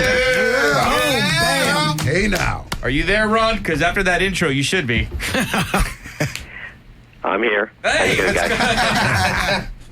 I got to tell you, man, what a great show today. Ron, you're coming to Southern California with Final Conflict. Why don't we talk about that right off the bat? You're going to be playing Alex's Bar January 24th with Blast, and let's not forget the Stitches in Smogtown. How do you feel about playing this show? In Long Beach to top it off. Yeah, well, we're really excited about it. It's very much kind of a homecoming show for the band because we cut our teeth at Fender's Ballroom back in the 80s. Yes, like that you did. was like the regular spot, and we got to play on a lot of awesome shows there. And we kind of came up, like we were kind of like, even though we weren't really from Long Beach, we were like a local band, and a lot of the people who are still around in the scene and still go to shows all go to Alex's. So it's going to be kind of like a reunion, like a high school reunion of sorts, One of the things that's cool. One of the things that's very interesting to me, and we talked about this the last time you were on the show, is the fact that there are so many bands from that era that really paved the way and really really made it possible for not only what we call the scene now, but bands that really took it up a notch that are untouchable. I consider Final Conflict one of those bands, man. How do you feel, though, playing, and I've asked you this time and time again, so please be patient, but how do you feel playing with not only Jeff, but now Warren, dude? Oh, it's awesome. I mean, we're not, Warren's been my best friend since I was 17 years old, and I've known Jeff since I was 20. So, we're not just like guys that played in a band together. Like Warren and I and Jeff, we grew up together. Like we became the men that we are today, together. So, it's great, and it was one of the things that it was really important to me that if we were going to do this again, that Warren be involved in playing, and whenever Warren can do it, he will do it. With the band, the core lineup right now is Jeff and I and Nick Manning, our drummer. And the bass players is like a revolving door based on who can do it. Right. Whenever we get a show booked, Warren always wants to try and do it. And we know that the few fans that we have, they would like to see the, quote, classic lineup. Warren will try to do it, but Warren's in multiple bands. He also plays in Manic Hispanic. He plays in the Cadillac Tramps. He also plays in Black Diamond Riders, I think. That's with Steve Soto. He also is a working union man, so and has family. So he's got a lot on his plate. I thought I had it bad, but he's even busier. So if he can't do it, then Shane McLaughlin from Phobia is also in the roster, in the ranks, on the bench, just waiting. Let me in, coach. He's ready to go. And also we have Travis Laws, who was in the band in the 90s era. He recorded The American Scream with us and a couple EPs. He's on deck too. So pretty much like if any lineup that we have is band, I guess, alumni. Mm-hmm. Like it isn't just we have as much of the quote old school lineup as possible. Let me ask you this, Ron, because this is really something that's really interesting to me. How do you feel about not only having that loyal Final Conflict audience still follow you after all these decades, but the new generation of Final Conflict fans, man? Because, I mean, you played, last year you played The Power of the Riff, and, you know, it's kind of what started this whole Final Conflict engine to get revving and going. But how do you feel about the old generation and the new generation being loyal Final Conflict fans? I don't really see so much of the young people. I guess it's because like when we play the shows, the older guys come up to us and they talk to us and they I'm sorry about stories that. Or yeah. Like, so I don't know if the young people care or if they're just there to see, like, Antichrist Demon Corps or, you know, the other bands that were, you know, whatever, you know, the younger bands that are out there, like, or maybe they're just there because their dads dragged them. I don't know. But, you know, it's so weird because, like, fuck, man, like, I'm 48 years old now, and I joined Final Conflict, I think I was still 19, and I just didn't, you know, it was just this thing that we did. Like, Jeff asked me to join his band, and I did, and we had this little checklist of things to do. Like, one day we'd like to put out an album, we put out an album. One day we'd like to play with GBH, and we got to play with GBH. One day, oh man, we're really lucky we could play with Corrosion Conformity. Yeah. We got to play with Corrosion Conformity. And, you know, and when I had finally, like, you know, Jeff and I had continued to do the band for a while, but when I finally left, it was, I had all this, like, resume and stuff that I was, like, really cool with, but it really only mattered to me, and that's all I really thought, you know? Like, I was this guy that was relevant in the 80s and in the 90s a little bit, you know, and I was cool with it, and it's weird and flattering that, yeah, when we get messages on Facebook and people say what the record, you know, the records mean to them, what the band did, or they tell this story, and I'll remember that incident or something like, God, I haven't thought about that in over 20 years. And like, wow, holy shit, you know? And I don't know. I'm just, you know, we're just average guys, so it's kind of just, I always worry about not being gracious enough. Right. When people come up and say how much they like the music and like what we did or what it means to them. That's always my big concern, is making sure that they understand, like, how much I appreciate it, and Jeff, you know, like, what they've given to us. Like, people might think, like, oh, you've given this to us, but it's more the other way around. Like, we've gotten so much in return, and the friendships that we've made with people. I wouldn't know who the fuck you are if it hadn't been for this band.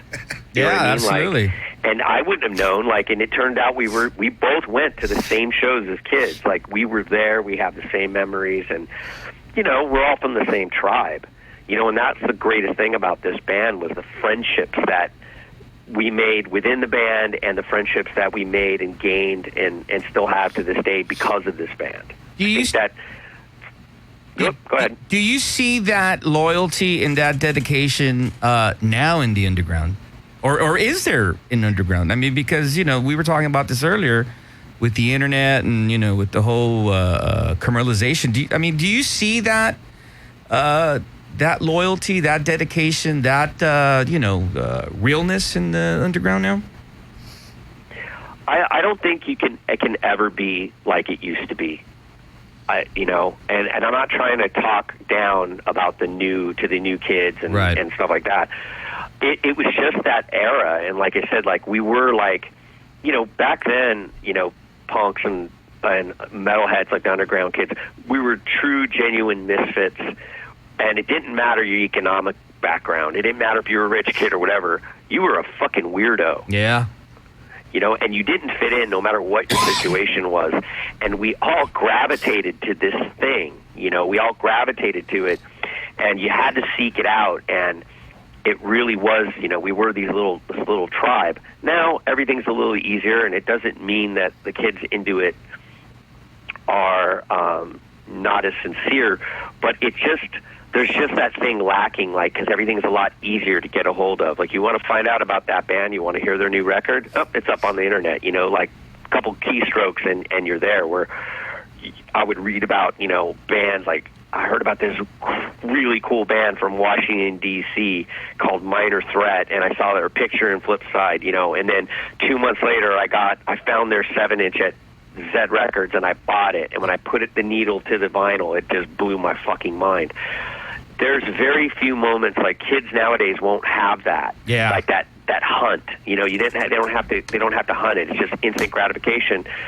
So for us, there was that hunt involved, the gratification, and you cherished it because it was like, I found this, like I can go through my record collection to this day and you can grab a record out of it, and I could tell you, like, I rode my 10-speed, 1 hour, one way to get to Long Beach from Buena Park, California to buy that record. Like, every record has a memory. Now it's like, oh, yeah, I downloaded the entire Incest discography off Soulseek. It's somewhere on my computer. Yeah, it's crazy, man. Let's mention this. The reissue of Ashes to Ashes. That's going to be on Tank Crimes Records. Talk to me a little bit about that. Yeah, we're working on it, like, it's like as far as the audio portion, we had our friend Yuli from Laundry Room Studios. He actually oversaw the tape to digital transfer at some super high-end studio. Like, he totally hooked us up and, had the tapes baked, and he went to the studio that has all these different analog machines and made sure to get the right ones to use. And Eddie Kramer was in the next studio working on some new Hendrix reissues. Wow. Fucking A, man. While he was, so at least we got that going for us. And right now, literally as we speak, the tapes are being, the files now are being remastered by Jack Control and Jason Bunce at Enormous Door here in Austin. And I went and listened to the first pass, and it was mind-blowing hearing it, because hearing it on the monitors, because the recording sounds exactly the way I remember it when we were mixing it. Because, like, throughout, every time you do, like, a different mastering process or whatever, sometimes you can lose something if it isn't done wrong. And this is the first time, like, everything's been done right. Wow. Right? The guy that Jack Control, like, grew up listening to Ashes. So more than anything, he's making sure that, like, the record stays true, and really what he's doing is kind of just almost like filtering out a layer of mud that always kind of plagued the final master, and it just sounded really angry and raw again. So I'm really excited about it. And the album, it'll be on LP and CD. The LP is going to have a reproduction of the original booklet that came with the original album, but it's also going to have a bunch of other stuff, just like memorabilia, quotes from people like guys in Napalm Death, the infamous Gehenna, hopefully Scott Carlson from Repulsion is going to turn something in. Anything from Atombomb? Quotes about Final Conflict, like, like memories, or just Chris Dodge from Slap a Ham and Spaz and Infest wrote this hilarious story about the first time that he and I met, and probably a night I'd rather forget, but it is quite funny. All but right. yeah, we're doing the full, like, deluxe Criterion version of this record for Tank Crimes. And when will this be out, Ron? The release date is supposed to be April 19th, which will be the same week that we play the Tank Crimes Brain Squeeze Fest in Austin at the Oakland Metro. And you're also playing Maryland Death Fest. How do you feel about playing that? Yeah, that came out of left field, because I had no idea that those guys knew who the hell we were. Since they're a lot younger and they're definitely more into, like, the metal thing, and we got this email and asking us if we would play, and so absolutely, like, why not? It was flattering to be asked, and every year I see a list of awesome bands playing it, and I've always wanted to go, and so, hopefully someone sees our name and says, oh, cool, I want to see them. Hopefully we're considered now one of those awesome bands.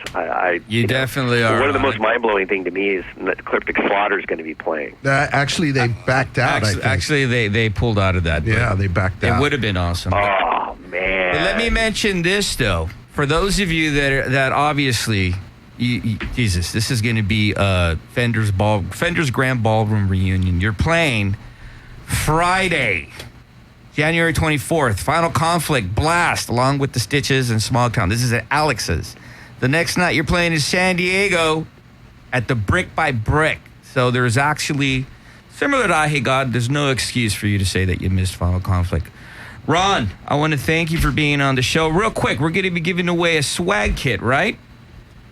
Final Correct. Conflict. And this is going to go to a listener that is not from Southern California, correct? Yeah, anyone who's not able to make it to the two shows, we'll hook them up with a swag kit, a T-shirt, I don't know, dirty chones. Can I throw in my? I'll put something nice together and mail that. Like, it'll have like badges, the patches, a couple shirts and stuff like that for them. And Jimmy Cab's dirty chones. There you go. I'll throw in my diabetic medication as well. Quick question for Ron Martinez. Ron, Adam Baum here. Hey, Adam. Oh, what's up, brother? Did Reed Mullen ever get a hold of you? No. For participating I didn't hear on back his- from him. He's putting together that record, that album. Yeah. And I'm lucky enough. I think Jimmy's on it. Are you on it? No, I just know about it. Heard about it. Okay. Yeah. But really cool, man. He mentioned that he was going to approach you about it, but I guess that didn't happen. We'll talk about Daddy. it on the offside. I think Mike Williams stole my job. I'll remind him. All right. I'll remind him. Send me a message on Facebook right now saying fucking Final Conflict, and you have to be outside of Southern California, and Ron Martinez is going to send you a very generous and fucking cool swag kit. Ron, I want to thank you for being on the Very Matic Jimmy Cap Show, and I will definitely see you at Alex's bar. All right. Looking forward to it, Jimmy. Thanks, Always a bro. good time hanging out with you. Awesome, brother. Thank you. Adam, you going?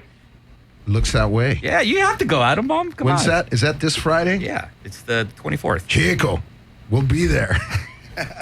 All right, man. Yeah, we'll see you down there, man. Thanks, brother. Thanks for being on the show, Ron. See you both. Cheers. Cheers. Hands off, Jenny. Let's play some Final Conflict. Now,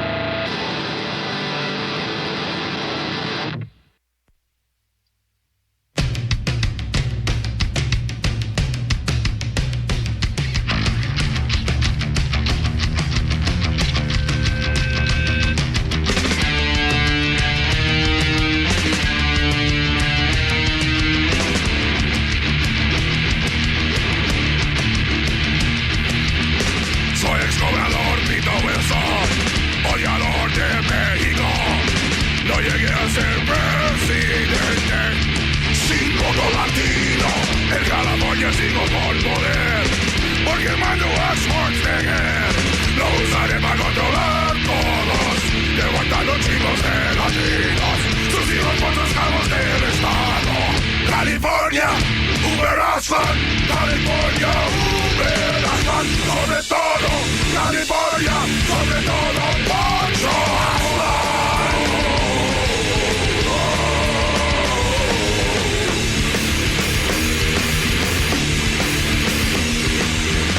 Hoy mucho ya ha cambiado, casi todo menos chicano, razaliada en cada rincón, con soldados metidos, por la raza ya va a matar, el ejército del Brujo One, odiadores jamás vuelven, con machete los voy a sacar, tranquilo güey, me la vas a pagar. California, Uber Aslan, California, Uber Aslan, sobre todo, California, sobre todo, Poncho Aslan.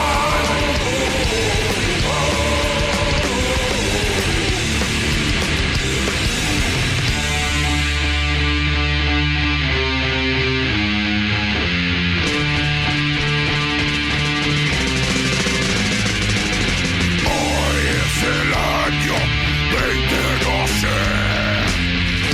Tocan la puerta del ex gobernador.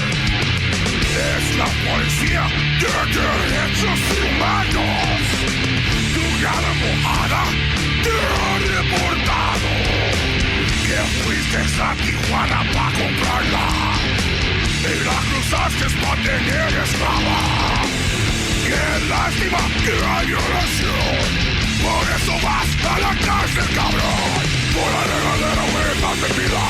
Tu bonita vida te va a reventar. No te preocupes, tú no usas condón. Porque chingadas con la raza, cabrón. Porque chingadas con la raza, cabrón. California, Uber Aslan. California, Uber Aslan. Sobre todo, California. Sobre todo, Poncho Aslan.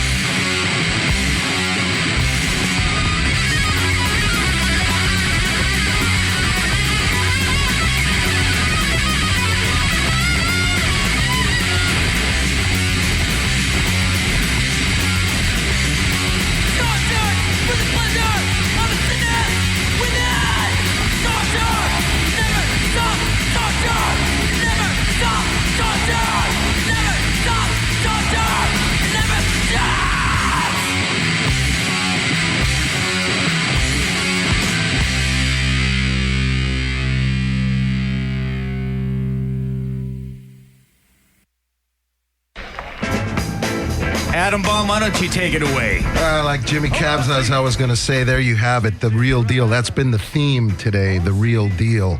Real recognizes real, son. That's right, brother. And what you just heard there was the great, the almighty final conflict. We had Ron Martinez on the air earlier. That song, Central America from the Ashes to Ashes album, which is scheduled to be reissued not too long from now. It'll be on Tank Crimes Records sometime in April.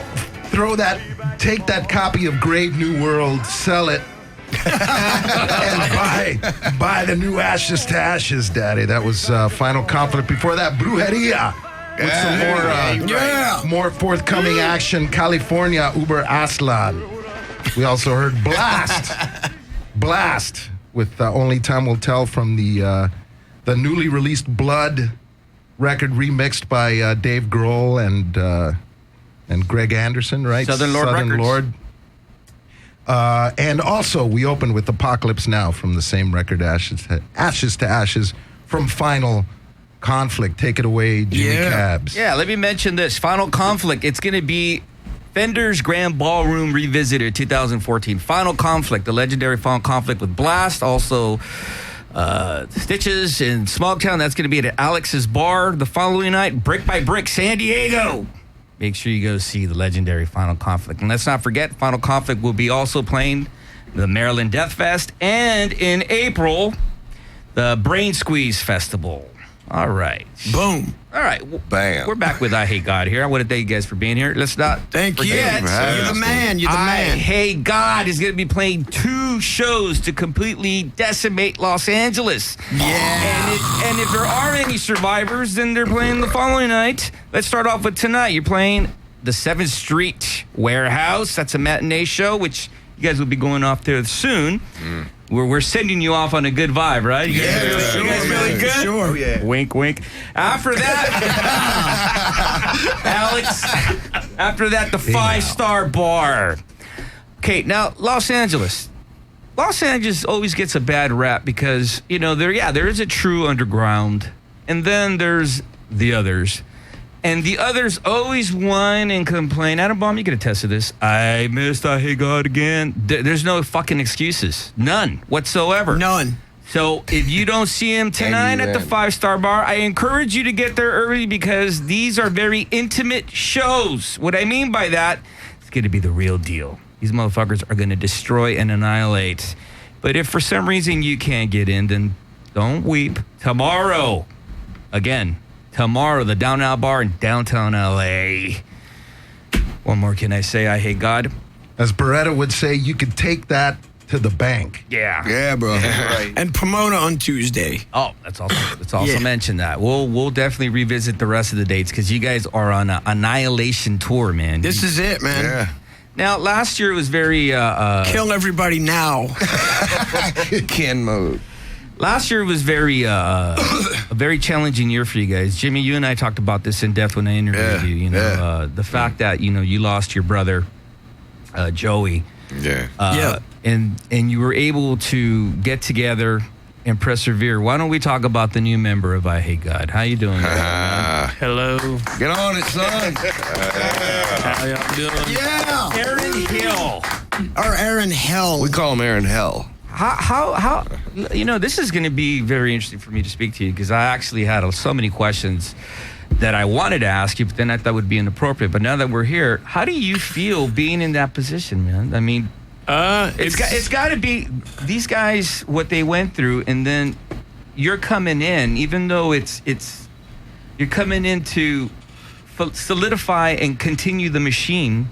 But still, I mean, the legacy of Joey, man. I mean, it's been really intense. I've never done anything like that or joined a band like this. And, I've always looked up to Joey. He was such an awesome drummer. And I just really wanted to try to absorb what he was doing and where he was going and then just kind of continue on with it.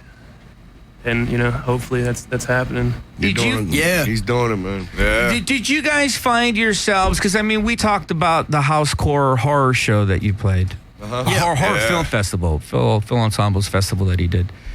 That was the first show. How was that, man? I mean, because it was awesome. It's got to be, like, rewarding and one of the most positive experiences because you're continuing. Yeah. But, it's... We did that one with Dale Crover from the Melvins on drums. And that was like one of Joey's favorite drummers. Yeah, and Dale was cool enough to volunteer to do that and honor Joey. It was just like a one-off thing, a tribute to Joey. And Dale, really, he wanted to do it, man. He was enthused about doing it, so... Yeah, it was killer. I mean, there was definitely that side of I think everybody having that somber feeling as well. Yeah. Just because doing anything at that point. We were, we weren't used to not having Joey around, much less not playing on stage. But but having Dale there definitely kind of cushioned getting on stage a little bit. Yeah, a little bit. And it was really cool because when we were practicing with Dale, fucking Aaron, it was Dale from the Melvins. Yeah, he was me, there it's like with us. So. Super God status, And he's looking. Dale's looking at me like, how do you do this part, man? Aaron's like, I got you, man. Come here, look. That was pretty surreal for him to ask me. Man. Like, so how does that go? Yeah. He would look over at Aaron and go, well, what about this part? And Aaron would be like, oh, just, Yeah, that was pretty weird. Would you say? I mean, it's interesting when we cross those paths in life. You would figure that being that the genre of music we play and the way people would perceive us, but we're human beings, man. Yeah. And we're human beings first. I mean, Jimmy, you of all people know this because you got the blessings and also the reality check last year with the life and death. Yeah, great way of putting it, man. The pleasure of welcoming life and then the sadness of having life go to the next level. Right. Yep. But as a band, though, that's a whole other dynamic because it's the human element and then the bond of brotherhood and being musicians, man. Yeah. Right. The comfort of knowing Joey and the dude he was, it's like it made it a lot easier for us to continue on, man, because, he was all of our best friend, and we knew how he thought. We rode in vans fucking for years and talked and shit, and it was just like he would not have wanted us to quit, I agree. or to stop the band, and if anything, man, you got to move on, man, Yeah, he wanted us to keep going. He wanted us, yeah. I would say, I mean, I shared this with you when we talked. I would say that I totally agree with you that he would want you to keep going, but I think he's still here amongst us. Sure. I would you feel that, Aaron? Do you feel someone whispering in your ear going, hey? In Austin, he was there. Having some gear mishaps. Yeah. Things going wrong. Feel like he's there. Letting you know. Jimmy had everything go. That was Houston. Houston. He broke his strap. Your string broke. Then the amp stopped, and we were like, Joey's in here fucking with us. He's fucking with you guys. Joey's getting Jimmy back, off, man. Now that you've been playing with Aaron, how's the dynamic? Because it seems to me that you guys are a fine-tuned engine. He's a weirdo, just like us. Temporary, man. Just passing through. Temporary. He fits perfect, man. I mean, he like Mike said, he's a complete weirdo and fucking. He's a great drummer, dude.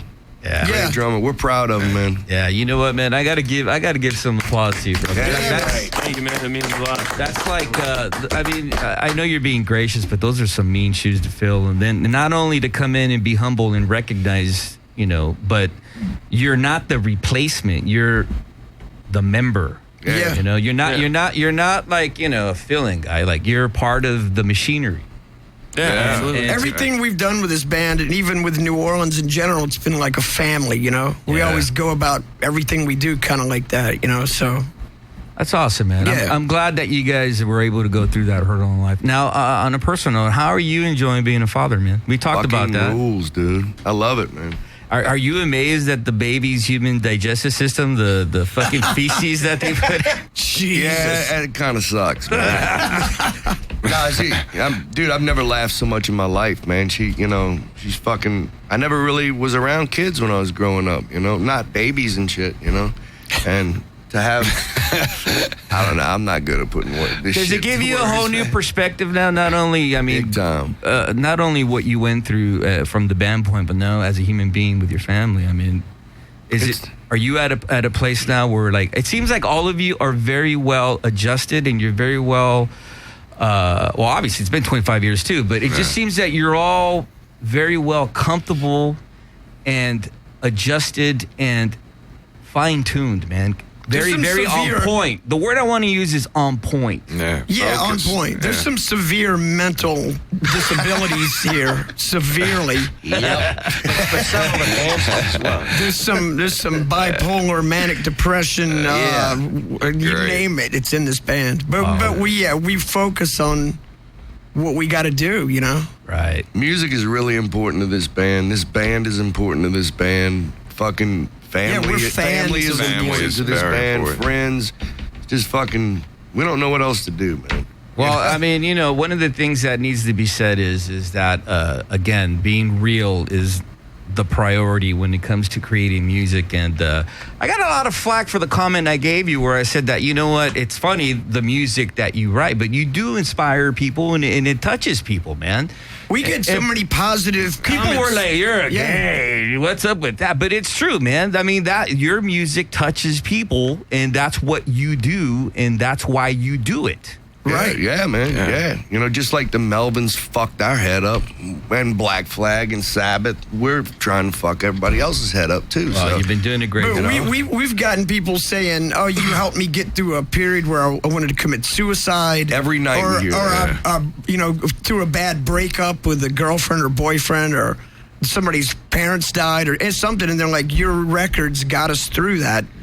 Because just kind of the general way we sound and the lyrics and stuff, I guess people can relate to that, Do you think it's because your music, whether it's lyrical or the music itself, it has a human element to it? Like when you listen to I music, it's real. Yeah. Whether it's from the dark pit. I mean, we've always it's thought... It's all about, personal stuff, I mean. We're a blues band, dude. When you're down in the dumps, you listen to the blues. Yeah, straight up. Exactly. Straight up. You want to know what I've known for over 25 years? Los Angeles. There is no excuse whatsoever. I Hate God will be leaving here. They're going to be playing a matinee show at the 7th Street Warehouse. Yeah. For those of you that know that place, get there early.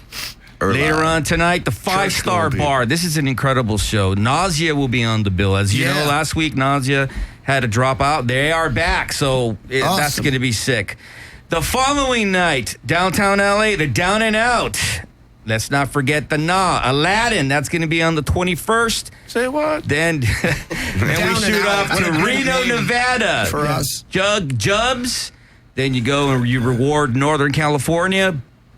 You can't ignore the Bay, man. Brick and Mortar, Oakland Metro. Then you go to Seattle, the Highline, and the Bluebird Theater, Denver, Colorado. Did you mention Pomona? Yeah, we mentioned the Na. Why do you call it the Na? You know what, man? Because Pomona is where's my gangster guy? Salvador Mike, would you get over here? Would you agree with this? What's up? Pomona is like the first city that starts the Inland Empire. Okay. The Inland Empire is fucking nuts, bro. Yeah. That's where that, it's... I've read about... Yeah. Especially this year. Squeakers and all this shit. But the Na... Really? Yeah. The Na has like a Hispanic gang element to it. Wow. Right. And so to me, being from East LA, I'm like, oh shit, there's vatos out here in Pomona. So we call it the Na. That's good, man. That's good. It's awesome. But yeah, Pomona for my Anglo friends. Aladdin. For the white people. For the white The Caucasian. Yeah. Aladdin Jr. Well, listen, you guys could... Caucasians can get beat by police to death now. Here, hell yeah. By the way, stay away from police. It's happened to me. I've been beaten by police. I Hate God. I want to thank you for being here, man. Thank you. It's been an honor, man. I also want to thank Ron Martinez from Final Conflict. Ron rules. Final Conflict. They're going to be playing Alex's Bar. And this Friday coming up, Saturday at the Brick by Brick San Diego. And let's not forget, for those of you that are going to Maryland Death Fest. And then in April, the Brain Squeeze Fest. All right. And let's also mention Ashes to Ashes, the legendary record, will be reissued on Tank Crimes Records. Adam Baum. Thank you, sir. You are and will always be the real deal in Los Angeles. Boom. For true. Legendary. Thank you, sir. Thank you for recognizing me and giving me the baton of underground broadcasting. I will make you proud, son. And to all the people that listened back in those days, thank you for hanging in there. And if you're still around, check out Jimmy Cabs. Thank you, man. And let's also mention though, your shows are archived, and where can they listen to those? Not all the shows, just a fistful. I'm gonna have to go through my demo tapes, man, and get about you know who has Dan from Excel, the singer from Excel. Supposedly Excel. He has the largest collection of Final Countdown cassettes. Wow. So I have to talk to him, but it's if you just look up Final Countdown Classics. Nice. And you got stuff there with right at the top is El Duce. Yeah, dude. Yeah. You can't forget that. Everybody from oh man, good old El. Eldon Hoke. Yeah. Let me just end the show with this. First of all, real recognizes real, gentlemen. Thank you all for being here. Thank it's been a pleasure. Jimmy. Thank you, man. Yeah, man. Thank you. We love you. We started off the show recognizing the injustice in Fullerton, but this is actually something that goes throughout the whole United States. It's just, these are stories that you don't hear about, that goes through all ethnicities and environments and neighborhoods. If you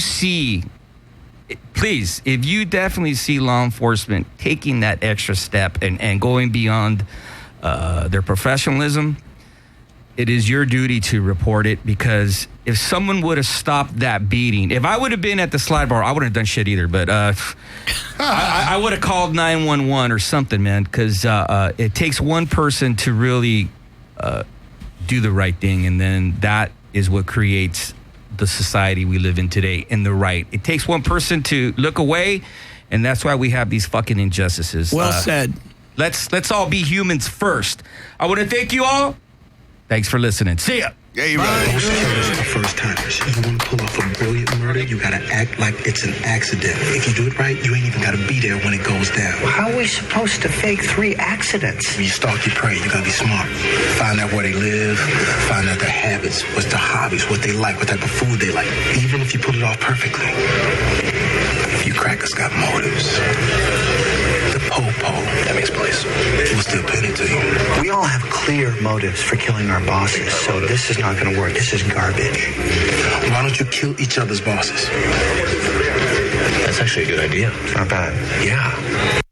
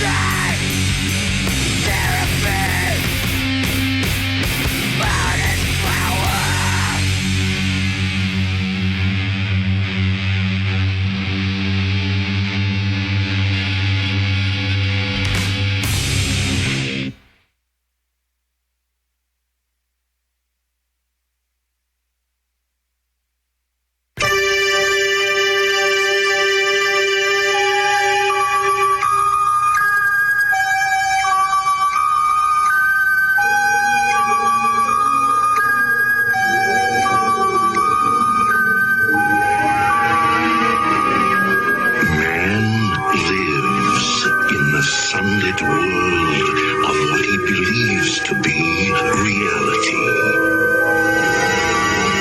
But there is, unseen by most, an underworld, a place that is just as real, but not as brightly lit.